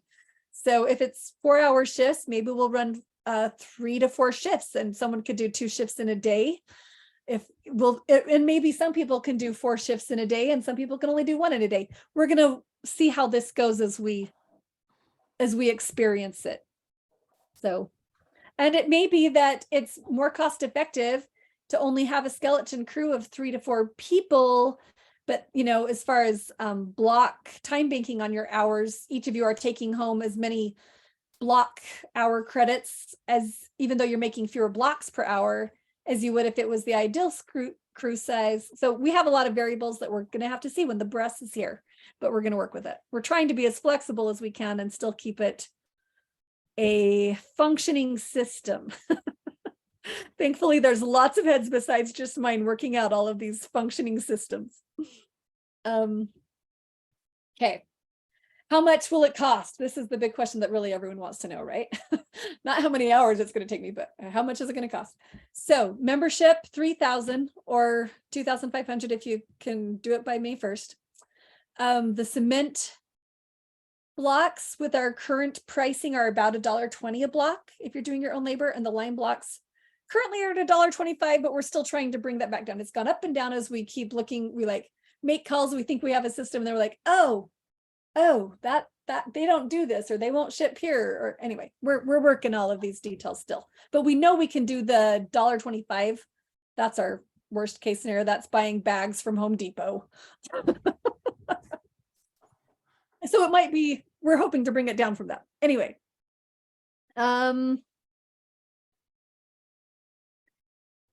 So this is if you were doing a 2,000 square foot house and it was all of your interior walls. Obviously, every house plan is different. So, whoops. It would depend on your interior walls. It could be a little more or less, but basically you could do a 2,000 square foot house with your interior walls, and the blocks alone plus your membership would cost you $15,000. To do a 2,000 square foot house from Fastwall, which 2 or 3 shareholders are planning on building this year. Some of them have their Fastwall bricks already out here on the property. It's about 18 to 20,000. But then if you also added a 1,500 square foot barn the next year, that would only cost you 6,000. Like, so basically, because of the membership and amortizing that over the number of bricks you do, it does benefit you to do more. If you're only doing one tiny small something with the blocks, it might be better just to buy them retail. You'd have to kind of run the numbers when you are looking at the whole price comparison. But for most people, you have a hand up. Oh, please. Thanks. Let me see if I remember my question. Oh yeah. So let's say hypothetically you didn't have a lot of family or whatever that could come out and help. Are there people that have indicated that they might be interested in helping each other? So like you want 6 people per team, it sounds like, or ideally. So has anybody said anything about, maybe it's just me and my husband who can help, and in this family it's just 2 people that can help. Is there any talk about that kind of thing, or do you really kind of need to rely on having some family or friends that could come out for a day or a few days or whatever and help? We are absolutely intending to help each other. So for making the blocks, we'll have a time banking system. So because the majority of people are in that situation, they have a husband and wife at best. Some people have just one person. We have a couple of single women members of the group, one that's a member, one that is at least working on the house plans and says she plans to, and several in the situation where their wives aren't going to be able to help them. It's a single guy building whatever. So absolutely, we'll help with the block making that way. And then on the house construction aspect of it, there's a lot of details and variation in how people build houses. We are prototyping with these first 4 houses that I've been talking about. It's 4 of the founding families. And actually it might be 5. I think it might be 5. I'm not in charge of that part. It's been enough details for my brain getting this far. Anyway, we are prototyping a group build where we're doing a contract with each other that we will help each other get houses to a certain point. We're kind of thinking that minimum point of helping each other where it really takes multiple people would be like to the roof on and the windows and doors sealed in, like wintered in, and then you could finish the interiors on your own. But we're going to prototype doing it together, and here's how we're doing our contracts. And then we'll facilitate through REB for families that are planning on building the same year or similar size house plans, helping you to group and find each other so that if you want to do that build together option, you could do that too. But building, it might not require more than 1 or 2 people, depending, for this or that, you might be hiring extra help or bringing friends on. But a lot of like stacking block, that could be done by a single person pretty easy. So it really just depends on how you want to do that. But I think the majority of people are intimidated by building houses. And most of the people that I've talked to have not done any construction or not significant amount of it before. And so, yes, we're trying to help answer that part of the the need out here at the ranch of, is there a team that will help me, and training and support in doing it? And we're trying to answer that to the best of our ability. Yeah. Does that answer your question, Stacy? That does. I just remuted for a minute. But yeah, that's actually really pretty reassuring. And then as far as the actual building, as long as we're not in a hurry, I guess maybe it doesn't matter so much to have help for that part of it. You know, if my husband ends up doing most of it, and then I help when I can, or you know, however that works. So Yeah. Yeah. And I know a lot of people are intimidated by the building. So like I said, we'll try to do these group builds. Certainly anyone's welcome to come and look at ours. And I think these other founding families are in pretty much the same boat. Come look, come ask questions. We want to help and facilitate. And what I've loved about the ranch so far is that there's a lot of community work parties where we do help each other, and we're learning from each other, and we're in it together out here. So I hope people don't feel like they're alone in trying to build a house for the first time. that sounds great. Thank you. Yes. All right. So bottom line, here's another way of looking at the numbers for a 1,200 square foot home, which ours is just a little bit smaller than that we're building for phase 1. 7,000 blocks, about $8,750. It'll take about 120 hours to make those blocks. That's total man hours. So divide that by 6 for the actual press hours. So, wow, my brain's 30 hours of press time.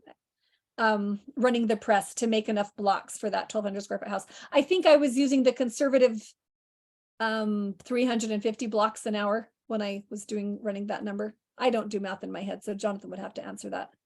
And it's been too long and too many numbers for me to remember what I put in when I was doing that. And then the 200 hours of laying, that's actually doubling what Aroville says it takes. So I looked at Aroville's estimated times for how long will it take to lay that many blocks, and that was doubling their numbers, because I thought, well, we'll be slower, we're newbies, I don't know, we talk more.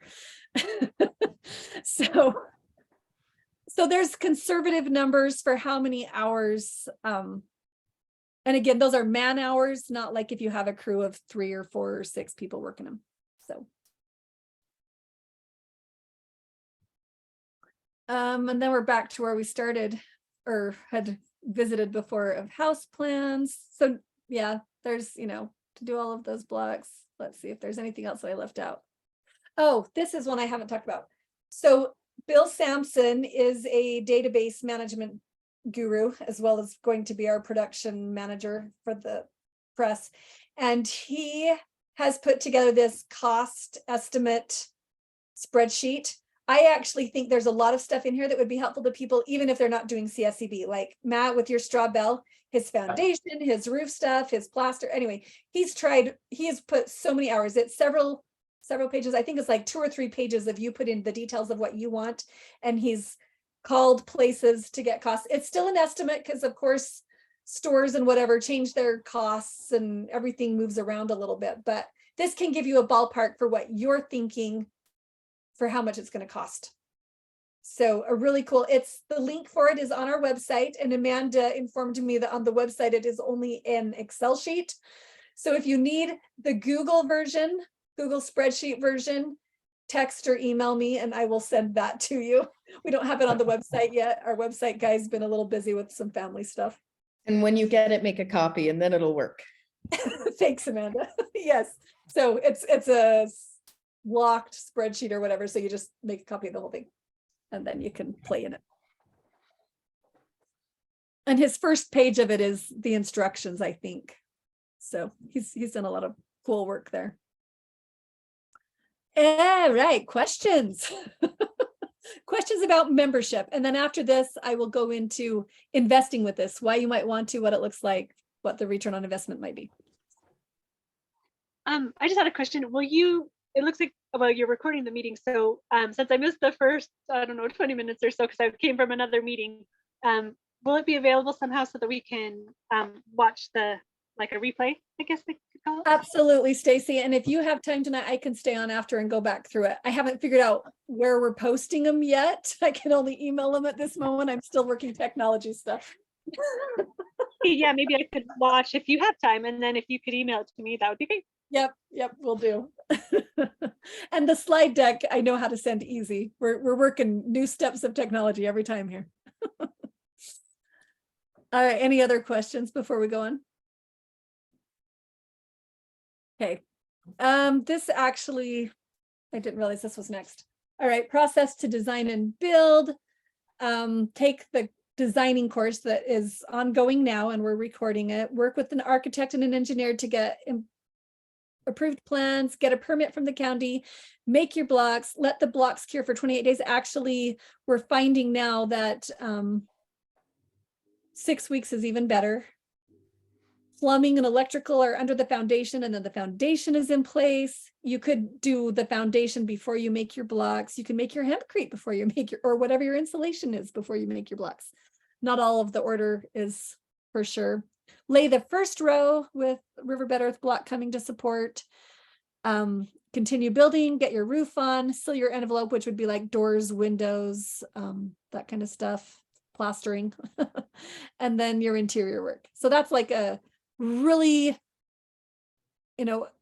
high elevation airplane view of what it takes to build the house, but there's a lot of steps. And before you're making blocks, there's even quite a bit of work that can and needs to be done. So thus, like some people are like, well, as soon as you get this press, everyone's going to make their blocks. But the reality is most people don't even know how many blocks they need because they haven't got their designs. Even for a barn, there's a little bit of planning and prep work. You've got to know what blocks, how many.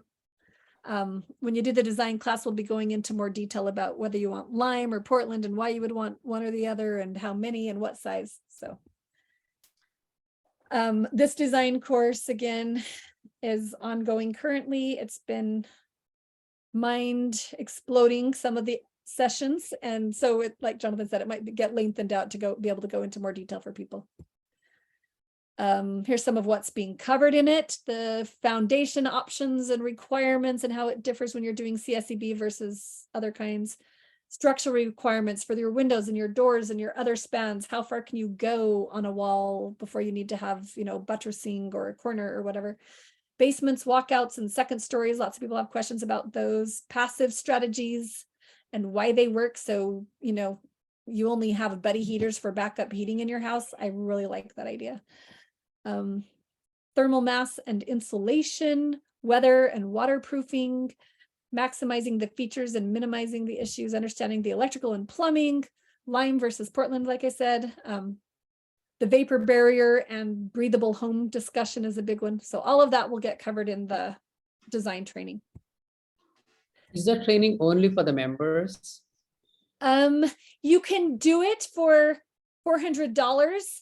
And then if you're not ever planning on being a member, that's great. Or if you do become a member, we'll apply that $400 towards your membership.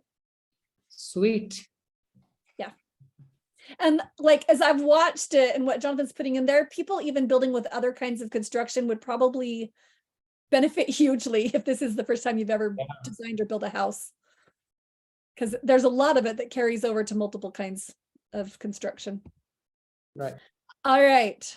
Oh, those were other houses. So this top rock house is one that Dwell Earth built in Colorado. Some people have asked, can I do what I want on the exterior? If you don't care about breathability, which is a health reason and not anything else, I guess it's really a health reason, then yes, you can do the exterior of your house with whatever you want. And the interior of the garage there is showing the CEB above the garage door, and on the side there on that top right-hand picture, you can see a bond beam, and Jonathan goes into bond beams he did it this last week. So it's in the recorded class from week 3. But anyway, yes, your house can look like whatever you want it to with CSEB. Okay. Investing as a business owner, why and what it looks like. So if nobody else invests besides us 7 founding families, which actually we already have had one other person and a couple express interest, we do this as bare bones pioneers, right? Like it's harder, but we can do it. We have the press that we've bought. It came to about 54, and actually I think it's 57 because we also added the other set of molds for the 12x6. So I think we're doing about 57 in things from Aroville. That includes the shipping to get it across the ocean. We're renting less than ideal space, meaning this greenhouse barn. We'll be running it on generators, which are noisy and use gasoline. And so the ongoing cost stays a little bit more, but the upfront cost is less. We're renting private skid steers. We're using bags of lime in Portland and lifting them up because to do bulk lime in Portland requires storage containers and distribution systems that we don't have the capital for currently. And every member is responsible for finding a way to transport their own bricks to their lot. I will tell you that Russ Lundberg, who was our branch president out here, and really the Lundbergs pushed really, really hard to get this to happen, to get the automatic press. They have been like the energy behind this from the get-go. But Russ is like, well, if it requires it, I'll just take the bricks from your lot and stack them in the back of my truck and drive the truck up to my house and stack those bricks onto the wall and go back to your house and get another truckload. So if we, if we stay the bare bones pioneers, we might all be moving our bricks that way. I intend to have my children carry them from wherever they get stacked and cured over to building them on the house this summer. This fall really is what we're looking at. Anyway, if we have investment capital, we think about 300,000 would give us our whole wish list and it would be awesome. Then we could possibly have a trommel or hammer mill, which would help with being able to use the quicklime from Delta, which we could transport less expensively. Well, we're not sure about exactly how that's going to work, but there's a okay. possibility of the one of the options we're looking into. Okay. Yeah, Anyway, but it definitely helps us to get stronger blocks because we can break up the sand and give Okay. it construction sand. okay. So construction sand and possibly even a closer lime source. Long-term CEB facility. There's some costs that will go into that. We think it will design it a lot like a Chinese greenhouse so that it could be used year-round, but be very inexpensive and very comfortable work environment for the winter out here, whereas most work shuts down out here. So I think it'll be really cool long-term, and having enough space to store blocks to cure till they can't be outside. Solar electric system would help us get rid of the noisy generators and be far less expensive long-term. I think we said we needed to do like 100,000 blocks, which is like 10 houses-ish, for a solar system to have made up its cost and effectiveness. And we've already got more members than that. So, and most of those members are thinking a house plus a barn and maybe a greenhouse or whatever else. So anyway, skid steer would be awesome to own our own, forklift to own our own. We for sure need to get pallet dollies, and actually all-terrain pallet dollies. We're looking at all of that kind of stuff. Trailers, if we had our own trailer for pickup and delivery with the forklift that could go with it. There's lots of things that could make the whole system more efficient, more effective, more helpful to members. I haven't even listed here like the mortar mixers that we're going to need for the wet stacking and stuff. Anyway, there's lots of infrastructure. That's why more capital is needed. That we're using an S Corp model.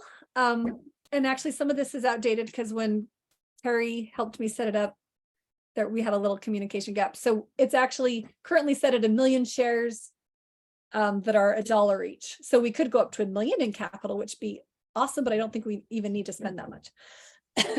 So those shares will just remain in the company until it grows or whatever. But currently we have about,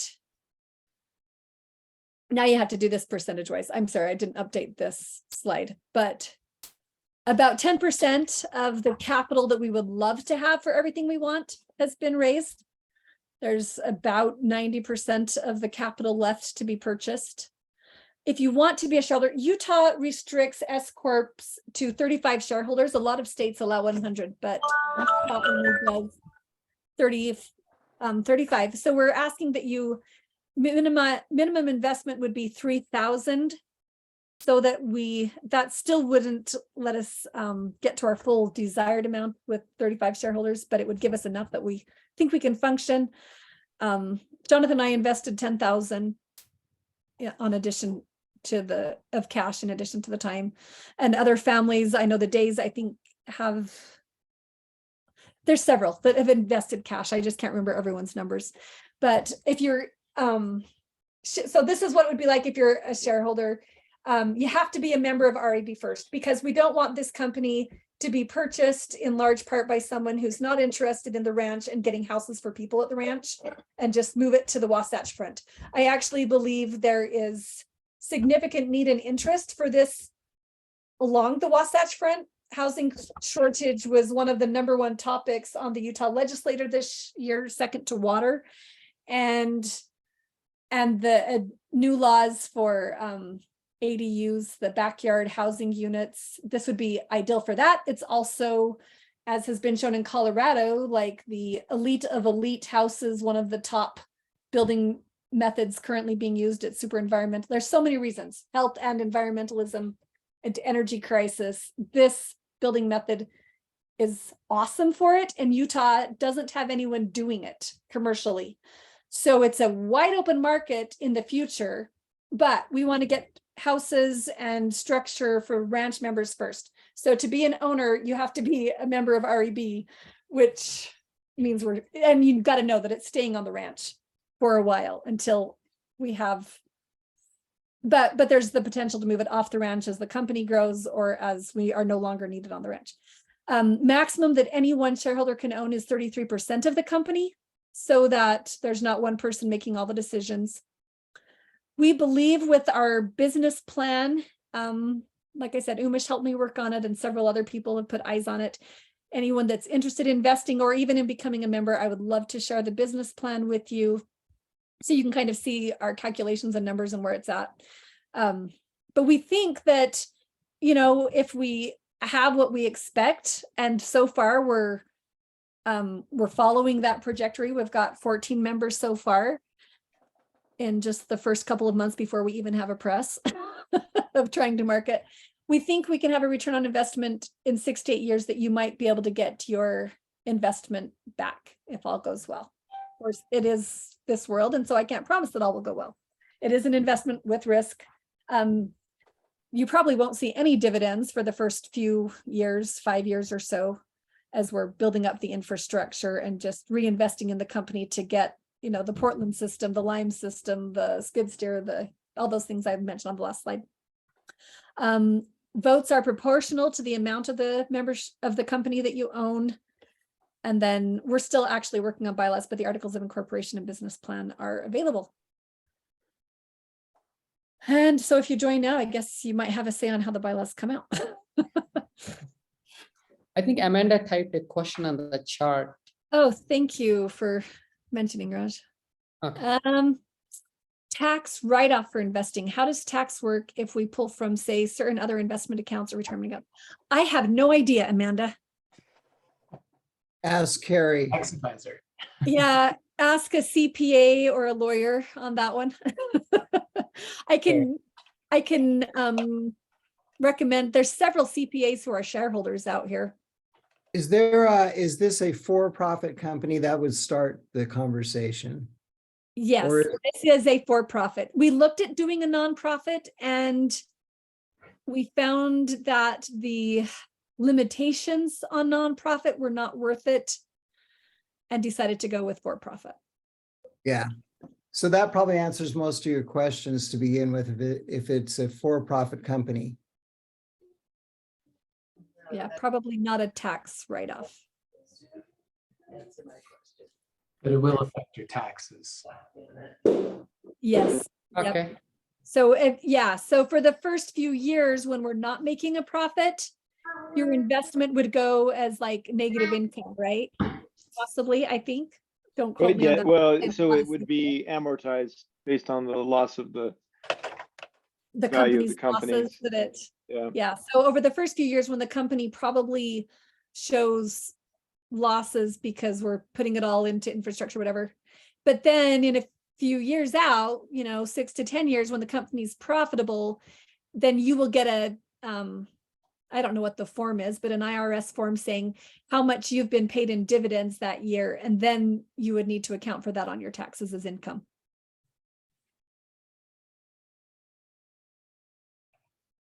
See you, Matt. We're glad you were able to join. Look forward to seeing you out here. Yeah, it'll be fun to be there this weekend. Bye. Bye-bye.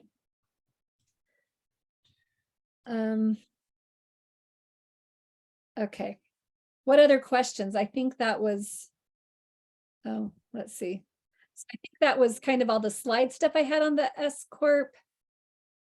But as we keep going through it, we keep learning all kinds of new things. It's been a steep learning curve for me. We are going to sell retail blocks. I already said that.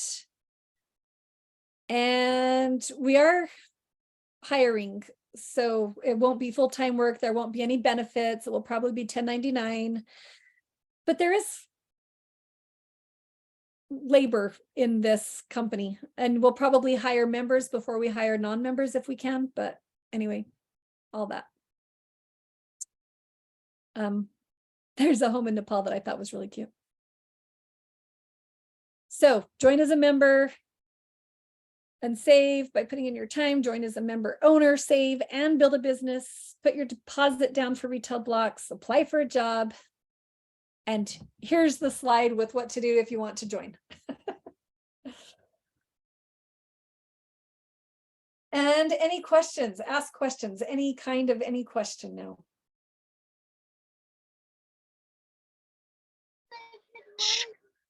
I will. I do have one other question. So I think an earlier slide said paying, you get the discount if you pay on or before May 1st, and then the next one I saw said before May 1st. So I'm just curious which it is. Is it do you have till Monday? I will take it through the end of May 1st. Absolutely. Okay. All right. That sounds good. And the investment part, that's something I guess that, is there a time frame for that? Sorry if I missed that. There is not a time frame for that. Not really. No. So maybe once you try it a little bit and decide, hey, this is really neat, then you could be an investor later on or something like that. I think there will be until the 35 shareholders are reached. Then there's absolutely room for that. Or, if we had all the infrastructure, but I don't see that happening for a few years. I think it'll be a few years before we have everything we want. This first couple of years, I think it'll be pioneer bare bones getting stuff going. kind of how things work out. Yeah, out there. So, okay, perfect. Thank you. You're welcome.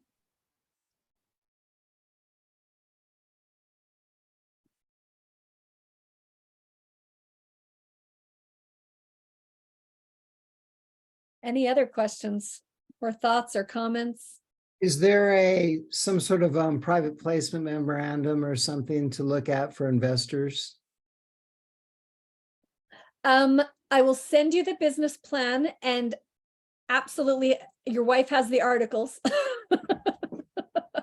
And we still need to work on our bylaws. We don't have those yet, but I'm happy to answer any questions to the best of my ability after, as you've read through the business plan and whatnot. Okay. And Matthew and Michelle Day have been big contributors, along with Jonathan and I and Lundberg's. Anyway, lots of people that you can ask questions and when I can't answer them. Perfect.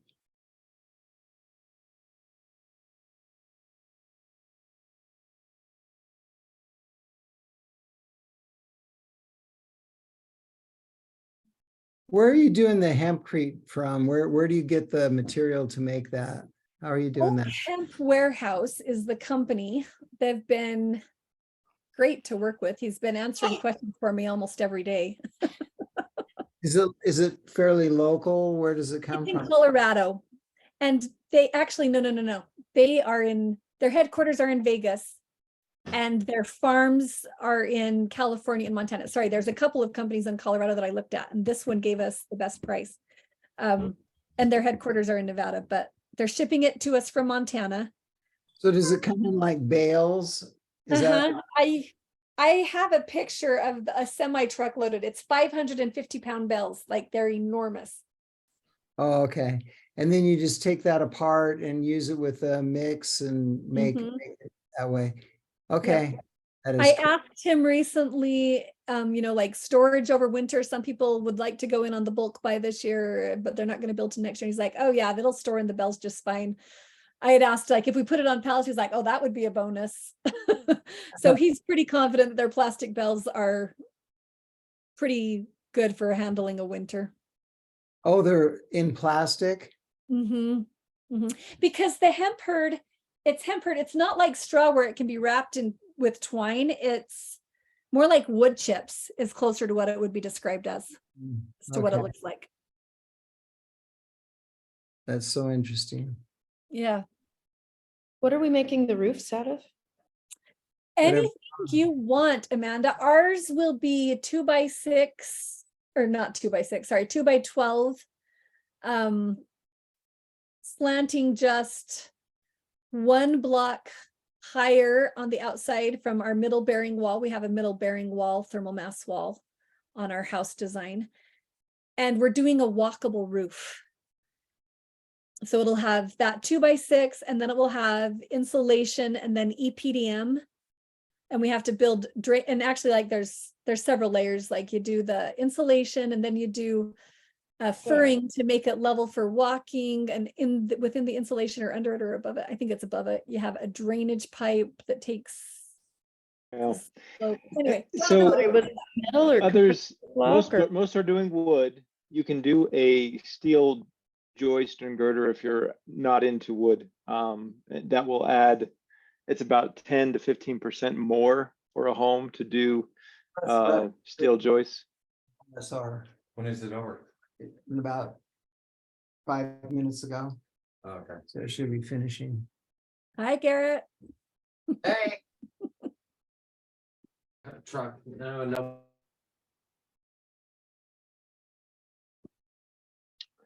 Yeah, so roofs, any option is possible.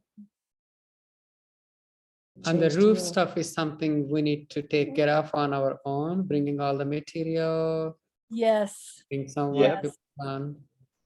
Well, so There might when be you say group do it buys. all on your own, yes, you are responsible. You take 100% responsibility for your home. We are building several homes that are fairly similar. And so we are working with the 5 families. So we are working to get a lot of this stuff together. Like, we'll probably buy our rebar together in as much as a semi truck can carry it out because it's heavy. Things like that, group buys, and then the wood we're future gonna be groups, doing. we hope to facilitate those group buys again. Just get the system in place to make it easy. So you coordinate grouping families, depends on timing and schedule. Mm-hmm. Oh, that's helpful.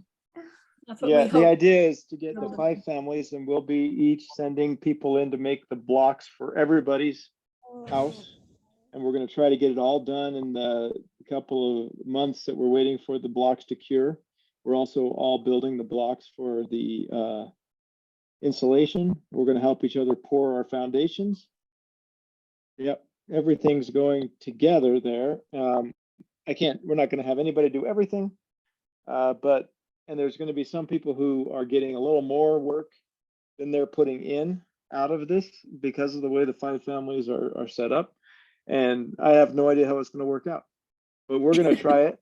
And we'll let all of you learn from our mistakes. Yep. Thank you. Yeah.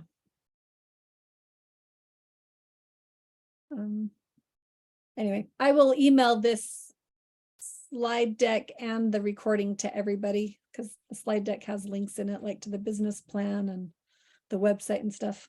Oh, you can wave at it. Go ahead. So when is your other training? You said the designing training is something you mentioned? Every Wednesday for 2 hours, starting at 7. Like I said, we're always ready to start a Zoom meeting. Oh, I thought those were like the Jesse, I didn't realize they were the. No, this is us doing it different. Jesse has his, we have ours. This is the time I could do to make it work. Okay. And next week, I don't know if Jesse's doing one or not. Verl used to be hosting the one that Jesse coordinated, and Verl has stepped down from doing it. He did it for 2 years and he needs to focus elsewhere. So I don't know if Jesse's doing one next week, but during that same time, I am going to do the hempcrete perlite group buy discussion. We'll talk about what you can do with it and what it costs, and we'll go into those in detail. And so where's that link posted? I will send you the link. I'm putting it on Facebook and Discord and all of those things, but because you're not in on all of those yet completely, Amanda, I'll make sure you get it. It'll probably be the same link, actually. It'll be the same link for this meeting, and it'll be Tuesday I'll probably go earlier at 7 because I don't like super late nights. Yeah. Okay. Do I need to, if we want to have the slide deck emailed to us, do we need to give you our email address or? That's true, Stacy. Yes, absolutely. I guess you might have everybody else's. I don't know that you have mine. You might have Shane's. I don't. Okay, I've got a notepad, so give it to me, or you can put it in the chat. Whichever. Oh yeah, yeah, I think I can put it in the chat. Then you'll have it. Okay, sorry, it was Tuesday or Wednesday for the Zoom? Tuesday will be the hempcrete and perlite discussion. Okay. And Wednesday is the design class, and that's for Okay. What is this class about? the perlite hempcrete is for anybody and everybody. In fact, it even pertains to people who aren't building with CSEB. There might be reasons, like you can do hempcrete with stick frame. That's actually more common than doing it with CSEB. Most hempcrete houses are just stick frame for their structural.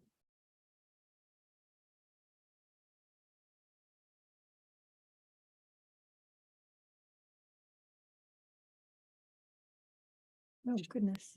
So which one was the $400 charge though, Tuesday or Wednesday? Wednesday.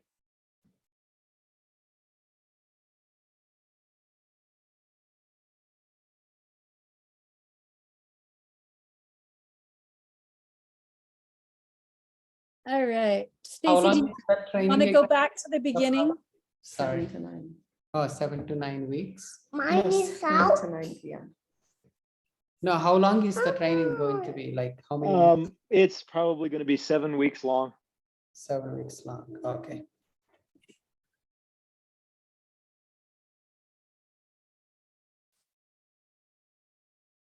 Yeah, Stacy, I got your email. Great, thank you.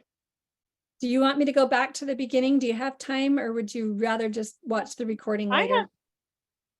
have time. Do you have time though? Because you've already been gone for a couple hours. So I'm good. We can go. Let's do it. I'm I gonna like jump off. talking I'll to see you people. next Tuesday. Thank you. Absolutely, Alan. Thank you for being here. Bye, guys. Bye. Yeah. now. Thank you guys. It's been nice experience and learning. Yeah, we're glad to have you We're on on Monday the learning night. journey with us. Yeah, wonderful. So we'll talk to you guys later.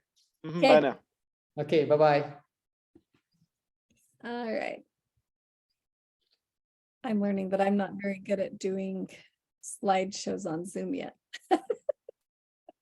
I know there's a way to do this without clicking through all of it, but I haven't figured out how. All I right. have never tried to do one. So you are just fine. Okay, so Riverbed Earth Block is the name of the business. CSEB is the product, basically. And there's kind of our mission and vision and values, what we're trying to do.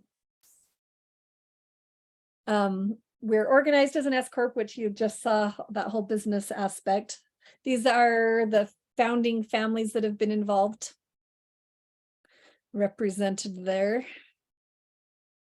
Huge amounts of help from everybody.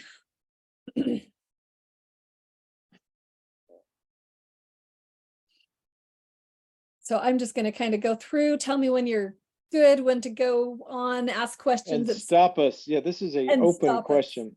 Yeah. Yeah, I quickly read over the names. I don't know very many people at all yet. And by that, I mean, yeah, not many at all, but that's great. I've got, they're all. You'll get to know them. Lots of amazing people, lots of talent. Everybody out but there. the days are out there full-time-ish. Ish, yeah. Wow, that's cool.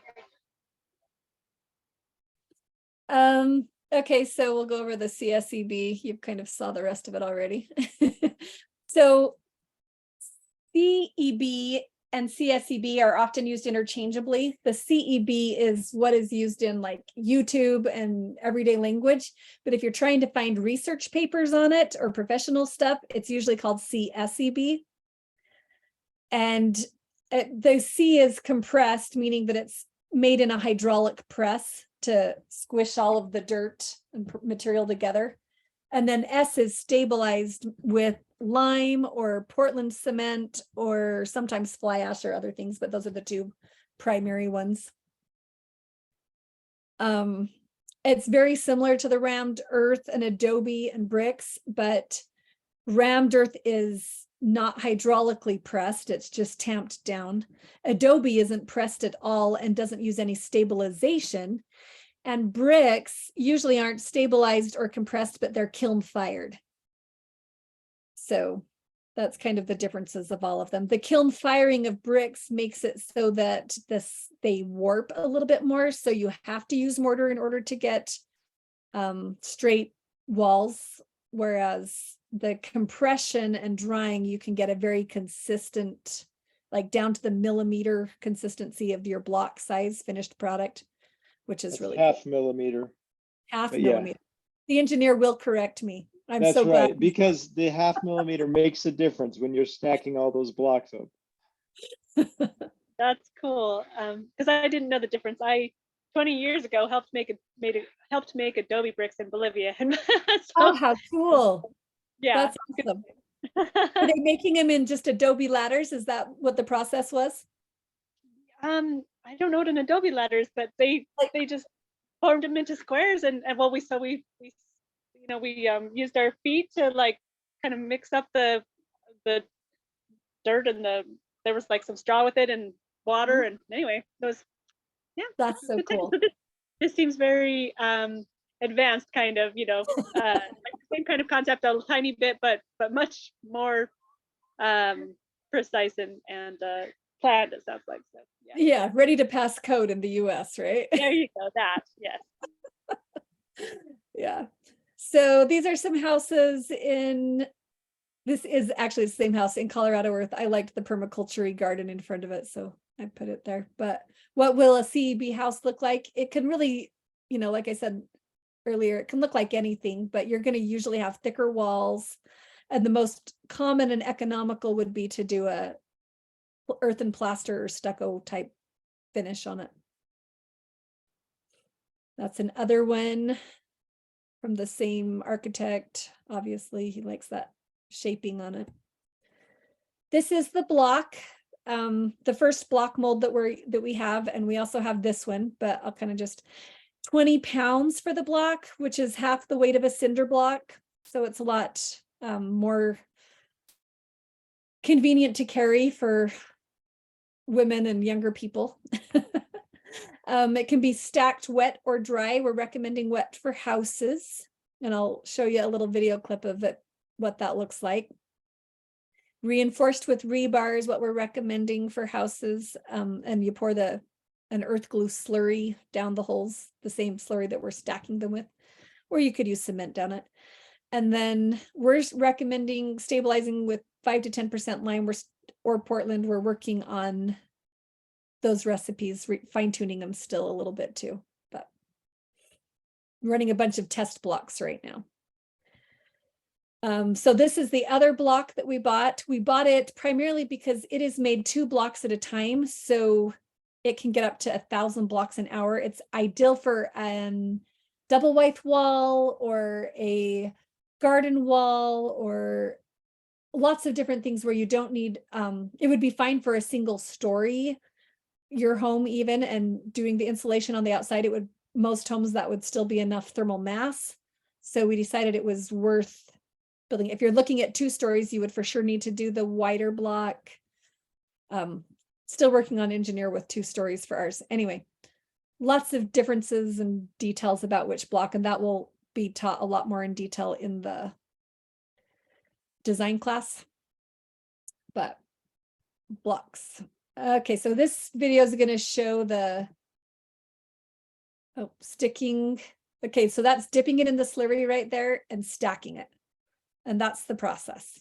And then when you have your wall done, you have rebar down those holes and you pour this slurry down that solidifies the wall. And then right here, they're doing a compression test on the shear strength, which is like what an earthquake would typically cause damage to. And they're showing how much pressure that can take before it cracks. So they press until it actually does crack. And sorry, what did you say? Slurry, what is it made out of? Is it just sort of like cement or something? It's basically the same materials that are in the block, just with more water to make it runny. Oh, okay. Okay. They call it earth cement glue, or earth concrete grout, lots of different. Anyway, they do that same test using Elmer's glue to stack, which actually has some properties to it. Like it makes it more flexible. So there's some reasons why, but actually it turned out that doing this instead of the slurry and the rebar down, it still isn't as strong as just but they did still put the slurry down that one.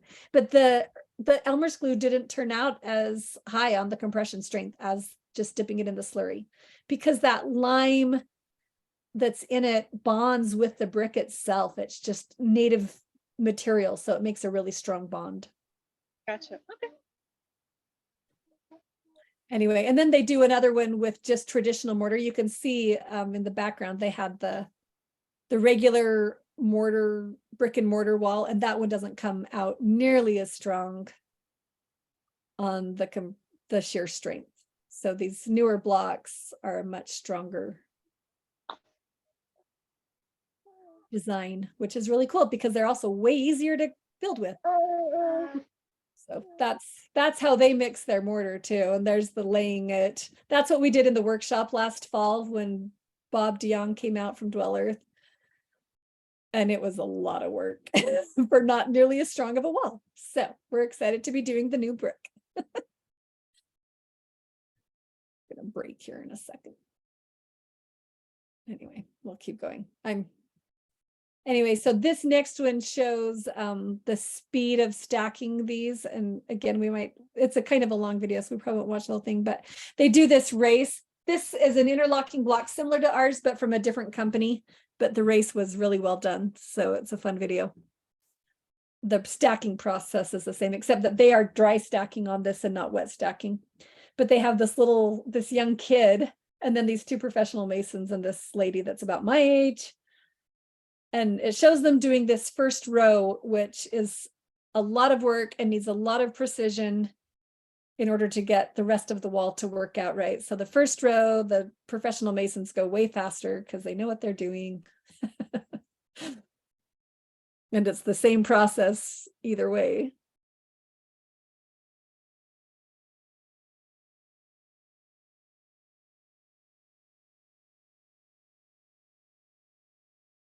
So this is because this process right here is so critical. It's why we're helping people with that first, getting started, their first row of block, so that we hope that, after a few houses have been built, we'll find out who's really good at this kind of detail work, and they'll become the gurus that help everyone else get their first rows right. We'll know That who makes sense. the nitty-gritty detail work. Anyway, so the professional masons are ahead of them right now. They're going on their second and third rows. But the ends, the woman is already done with her first row. Now the boy starts in, and they just go so much faster. And if you watch this video till the end, I probably won't do it right now, but the middle wall where the professional masons are, their wall is not at all straight. It's like, oh, that wouldn't work for a house. Because they're trying to go fast nonetheless. And it's hard to get a straight wall when you're doing the non-interlocking blocks. It just is a lot of work to try and get plumb and even and level and all that. Gotcha. So is that part of the reason that they interlock is not just for stability, but just because it also saves time? Is that? Yeah, way faster to stack, and a lot more doable with laymen, right? Like you don't have to be a skilled mason to do it. You're still going to be checking level and plumb each row and as you go, but it's not going to be prone to slipping and moving off, and your mortar slurry mix consistency isn't going to be nearly as critical. And so Gotcha. That's cool. anyway, so yeah, they're pretty much done, and then they go and pour. He's putting his rebar in, if you saw that there, and then he comes and he pours the slurry down. Okay. And then his wall is done. And at the end, he just sits on a stool and makes fun of the professional mason guys while they keep the rest of their wall. It's great. We'll move on. So this is the press that we've purchased. Actually, yeah, this is it. And we have the conveyor belts there that it's showing. So that's what it looks like. And this is the mixer. That's the green pictures, the mixer trough inside. And we have that skid steer hopper there that you see. Later on, I'll show a video. I don't know when you joined, but the video shows them loading it with a wheelbarrow instead of a skid steer. And I'm glad we don't have to do that. Yeah, I think I was on by then. Yeah. So that's kind of the beginning little thing. And then next we started into the pros and cons, like really, and this first slide here, sorry, is about the benefits of CEB. So we're trying to, with this business of riverbed earth block, make it a doable, self-reliant DIY option, even if you haven't built a home before. So you can do it yourself. It's way healthier. It's not prone to mold. Doesn't have any toxins or any plastics or VOCs. So like the Living Building Challenge, which is kind of the premier of healthy and sustainable building, this is like one of their top choices for awesome house. Okay. We're trying to make it available, which is another reason why we had to go the business route, is because sourcing lime, sourcing the Portland, getting all of the other pieces that go into building a house, the hempcrete for insulation or whatever other people do, just making it available in the transportation, getting things out to the ranch is a royal pain. And a lot of suppliers, they bring one load of stuff out here and they're like, sure, yeah, we'll do it. And here's the price. And then they do a load out and they're like, either we're not delivering or the delivery cost went way up because our roads are so horrendous. So that's another reason why we're trying to group together and work really hard to get the sourcing. And one of the awesome things of having 90% of the material already out here, we don't have to haul in very much stuff.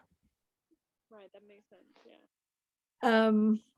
You won't have to haul in any lumber or sheetrock for your walls. Just the roof would have the lumber. And so, yeah, that's a nice thing. The simplicity of it with the interlock block, way easier than a lot of other systems. That's more doable for anybody. When a 9-year-old can do it, I feel like, okay, I can do this part. Right. So you said to get the bricks, you go below, I can't remember exactly what you said. You go below the organic matter of the ground or something, and then you get to like the dirt, or I don't know what it is below that. Out of? Yeah, we want the subsoil so that we don't have organic matter. So like the green that they're digging out the river on, we want this riverbed dirt that has, and it's kind of, maybe I should let Jonathan answer it. I could tell he was about to. Okay. I was going to say, the different stabilizers and different blocks need different things to be strong enough. Different ratios of sand, clay, silt.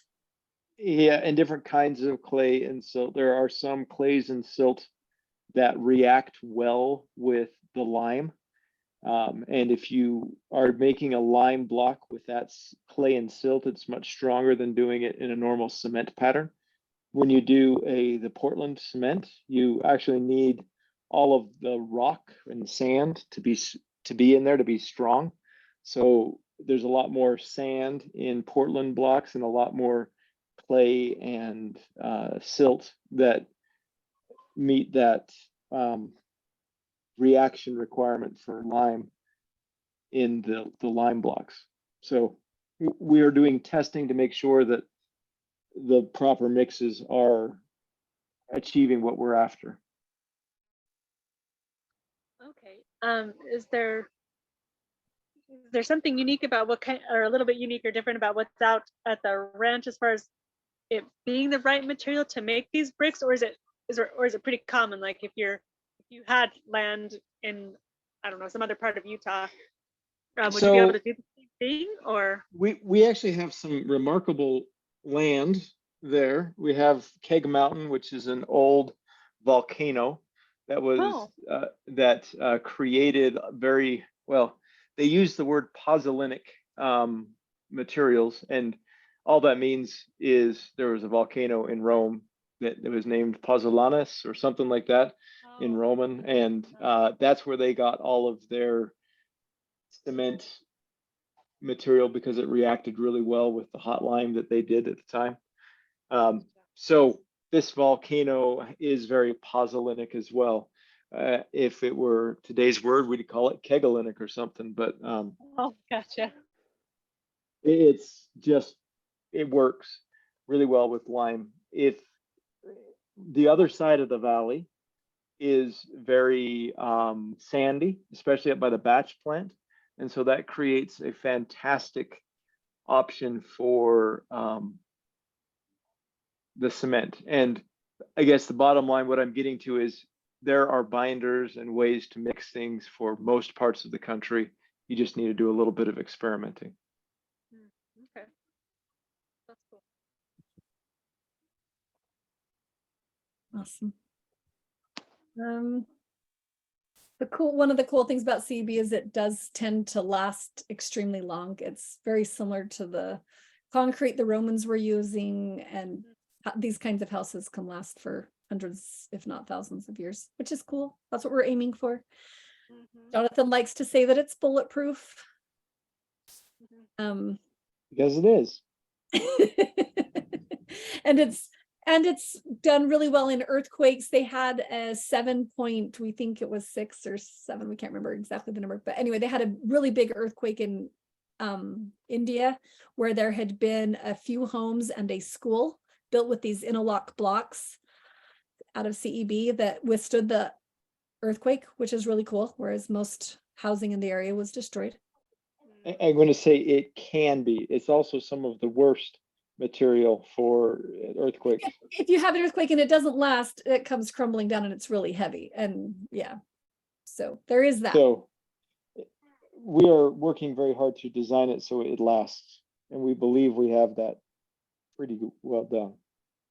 And is that just the formula that you use between the different things in it to make it, the bricks? Is that what the difference is? There's the formula for the block, and then there's the way that you build it with the blocks. So those little nubs on top of the block make a really big difference in earthquakes, it turns out. And it allows us to put rebar down the middle of it, which also makes a big difference in earthquakes. And the width of the block and how we put it on the cement, on your foundations, all of that is a part of it. Okay. Bond beam at the top, lots of pieces in it. Sustainable, I talked about that a little bit. Whoops. And then training and support. I've talked a lot about that. We want to make it feel doable and like people don't have to do a house all by themselves, because a lot of people came out here hoping to have support and help in building their house, not do it alone. They haven't done it before.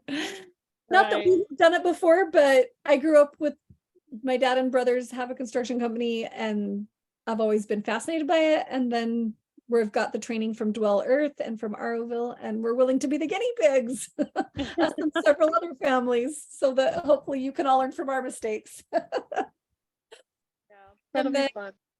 And then, yeah, we're making it so that you can bring in family and friends to help you do it, and we're happy to help them learn how to do it. Cool. This is just a comparison of CEB to other types of construction.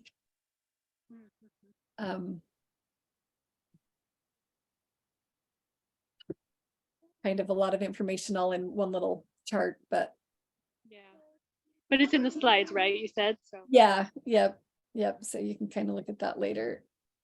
I keep forgetting. Anyway, so that's all the cool stuff about it, but we don't want to discount that it is still a lot of work. We like that, we're building our house out of bricks and not sticks or straw, but it's possible that sticks and straw are less work. I don't know. Like it is going to be work. So this is a video of them just making the bricks. Like I said, here's the wheelbarrow loading. And you said maybe you joined by this point. Is that right? Yeah, I came in partway during the that slide with the benefits of it or whatever. And so then I Okay. could see this. But could you show a picture of there was, I think, a bathroom maybe or something that was an inner wall that was just the bricks, like didn't have like plaster or something over it, and you said you were kind of looking at wanting to do that for a lot of your inner walls too? That one. Yeah, I think it was that one. Because I didn't realize at the time that I can zoom in on my phone, and now I know that I like on a Zoom thing, like with a Zoom photo. And so then I tried it later on in the presentation. I was like, oh, you can zoom in. So anyway, because it actually, it doesn't look.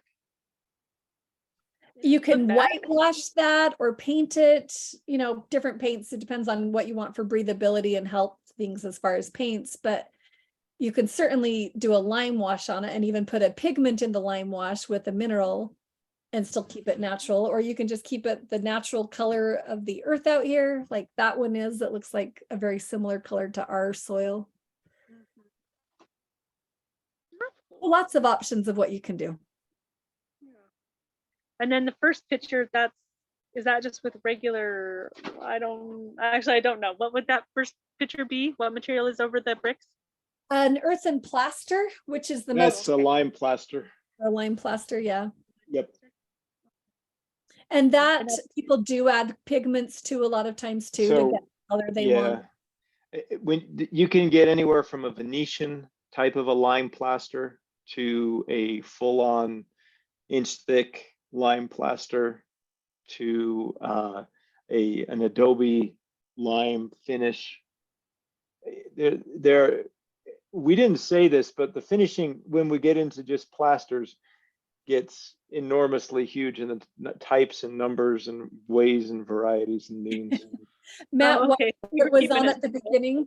We're hoping he and Mike Vizzani will be our plaster gurus. They went and did a training on earthen plasters. Okay.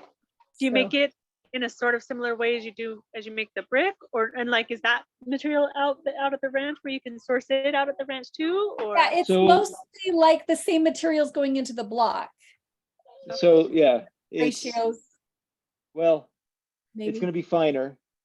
Mm-hmm. So it'll be more of the sand and silt and clay that we pull off of the middle of the ranch, the green belt area that we are interested in for And then that add plaster. some lime. Lime, you can add color pigments, you can add oils to keep it a little more waterproof. You can add they have lots of other plasticizers. They have like the industrial plasticizers, or we can go milk some nopales and get all of the slime out of those. And that's another way to get a plasticizer into that. So all kinds of options. Like an aloe vera gel, is that basically the kind of thing? It's cactus gel. You'd have to wait for the prickly pear cactus to puff up, and then you squeeze all the juice out of several of the leaves. Can you not do it from aloe vera? Like you can buy gallons of aloe vera. Aloe vera, you could do it. I don't think it's as well Not as good. studied. Fair. I like nopales, but they're a lot of work. Well, so yeah, I've probably read 80 research papers on this compressed earth block and the plasters, and they do everything, charcoal, tar, yeah, every banana leaves. Been tried as additives. Yeah, and different parts of the world have different additives that they put in for different reasons. And so there's a lot of coming up with the right kinds of things that we'll be trying to do. And what's available in our area. Right. And we're doing everything in our house with this stuff. Our floors are going to be earth floors, and the walls are going to be CEB and plaster. And I'm doing it because nobody knows how to do it at the ranch, and it's what we have out there. That's what we have. Well, that's something I'm wondering about. Like, is the ranch, I don't know, the co-op, are they just letting you get the materials just because they're available and no one else would be using them anyway? Or are you paying for those, or how does that part of it work? That's part of the cost that Okay. we're asking people to do. So when Eric buy it makes from friends. cement, That- yeah, when Eric makes cement at the batch plant, he sorts, he pulls out what he calls a pit run, and the pit runs just go straight onto our roads. But when he gets done with the pit run, he's going to make cement. He puts it through a sorting machine, and you don't want really fine things in your cement that's not well controlled. So he mines his sand from another place, but all of the fine stuff that falls through is called the fines. And that is actually fantastic for a lot of what we're looking for. And then Dead Ox Gulch, Especially when it's mixed with cement. The cement ones and his fines are like the perfect recipe together. right. And then the The lime blocks. he will give us the fines for the cost of the Delivery. transportation. So I'm really just paying Kathleen to back her dump truck in to get the that fines. And then he's charging us a little bit for the sand out of Dead Ox Gulch if we're going to use that. Love that sand because it's very pozzolanic, so we get really good lime blocks with it. And then the Greenbelt is the other place we're planning on taking a lot of this sand from, or the stuff. So you can do it either with the Greenbelt sand that they're pulling off the side, or we could excavate on your lot and pull Like up if you're some of the stuff. digging a septic tank or a foundation or whatever, that if you're down in can do this river bed area, then that Yeah. works. Okay. And so each otherwise- of those has a different cost, and we've had to take that into account. Okay. That's why the blocks cost so much. We're paying people to do work. We're paying people to Transportation. bring in the stuff. We're paying the transportation. And if we can as we get systems that make that less expensive, the blocks go down significantly. I think Like with we were look talking, doing our facility long-term out by the batch plant. If we do that, then the fines are right there. The transportation for fines and the Dead Ox Gulch sand both would be less expensive because it's closer. but But the the blocks, Greenbelt sand or the Greenbelt clay might become more expensive because it's got to go further. Anyway, the Gotcha, blocks okay. then have to be moved to the other side of the ranch. for building your house. Yeah. But we can build hand carts, and we can do it. I like Russ's idea of the pickup truck better than a hand cart. Yeah. I'm sorry, I was trying to make a really big point and be funny. Thanks for laughing. That is funny. Okay. And I think so for your like a 1,200 foot what was the average cost on that again? On the Like your 12 estimated cost for square 1,200? foot. Yeah. I think you had a slide on that. Yeah, it was 7,000 blocks, and we're looking at that one. yeah, just Yeah, over. yeah. So that doesn't include your membership cost, but for just the house blocks, there you go. It doesn't include the Okay. foundation, and it doesn't include the plumbing and the electric and the roof. Roof, yeah. Or Yeah. even the insulation that, if you're doing Yeah, the hempcrete insulation. for some people, if they aren't worried about breathability, the free polyiso insulation from Tooele is a possibility. You could get up to an adequate insulation. You just would have water vapor breathability things that you have to work out differently than with hempcrete. It's a different game. Yep. And the breathability of the hempcrete still helps. You just lose a lot of the advantages. Well, but you can go to cement block at that time, and that wouldn't be a big deal. What was I gonna say? There was another point you made in that. Oh, our whole entire house, we are aiming for walkable roof, ladders, everything inside, all of the showers, all of the flooring, all of the everything, all the appliances. We're aiming for 50,000 for a We don't 1,200 know square if we foot can house. do it. We don't For know, what? yet, but we're sure gonna try. How many We square have a foot? plan that we think will work.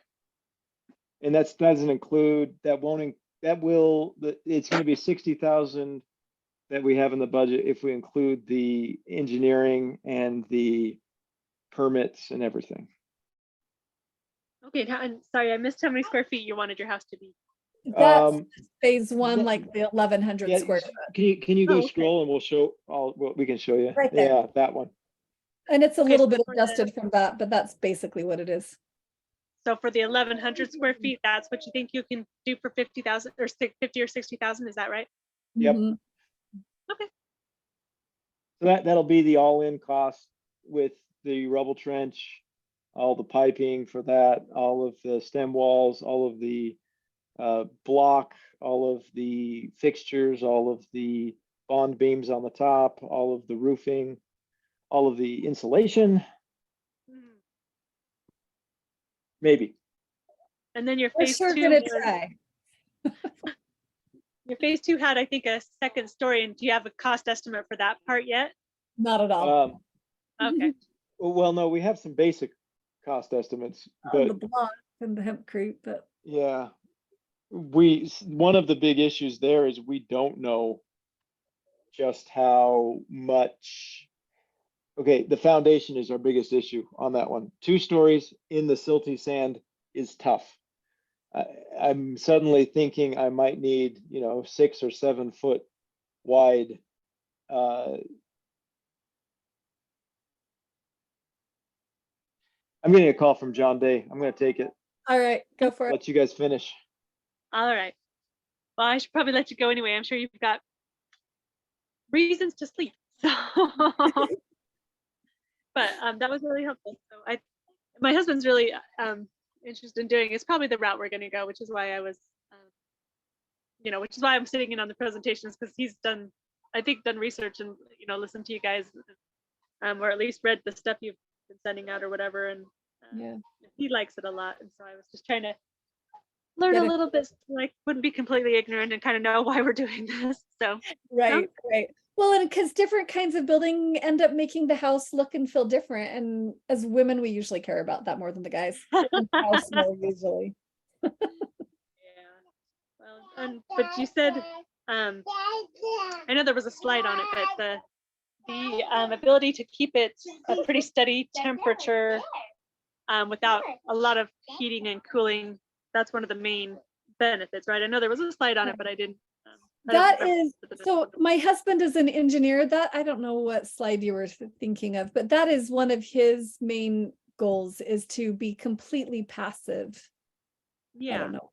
Anyway, I think that's what probably most of us out there are trying to do, since we don't want to have to spend since we're on solar, I guess, or whatever, yeah, whatever yeah.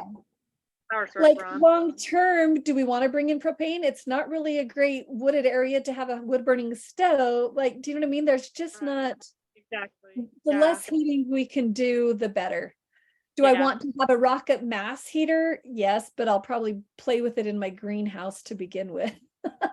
or in a patio seating area or something. I don't know. What was it called? A A rock? rocket mass heater, it's where, so you combust the wood. So the wood that goes into it is more like tree pruning. You want really skinny, like an inch or smaller, 1/4 inch, 1/2 inch, 1 inch twigs, branches that you feed into it. Okay.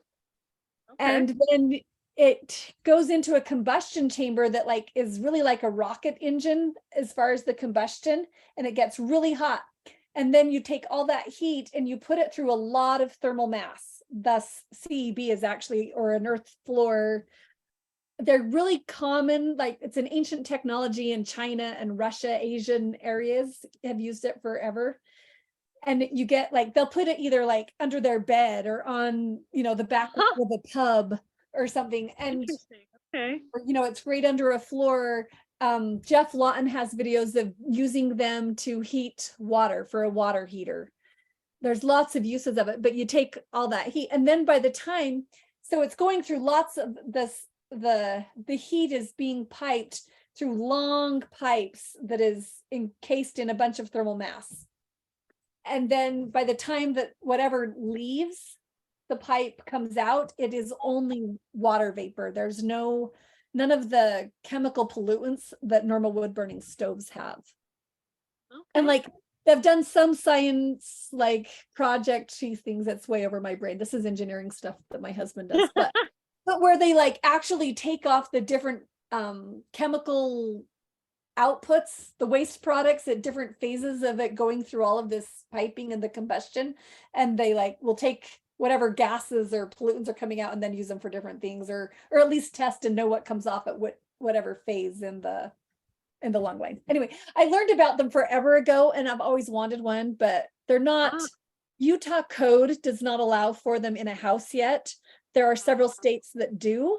So it's actually one of my like long-term goals to get it to pass Utah law to be able to do them in homes, because it's such appropriate technology. There's so many cities that have no burn days and yet so many houses that have wood burning stoves. Like Salt Lake, that's where we live, is Salt Lake. So Yeah, we have such horrible inversion that it's absurd that we don't promote and facilitate that technology.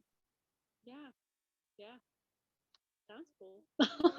The little bit that I could understand of it sounds like a good option. So okay, well, that's cool.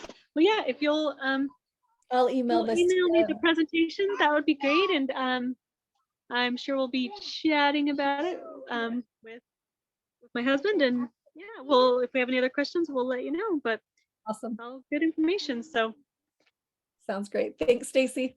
Perfect. Thank you so much. You have a good evening and a good weekend. You too. We'll talk to you later. Good night. Bye-bye.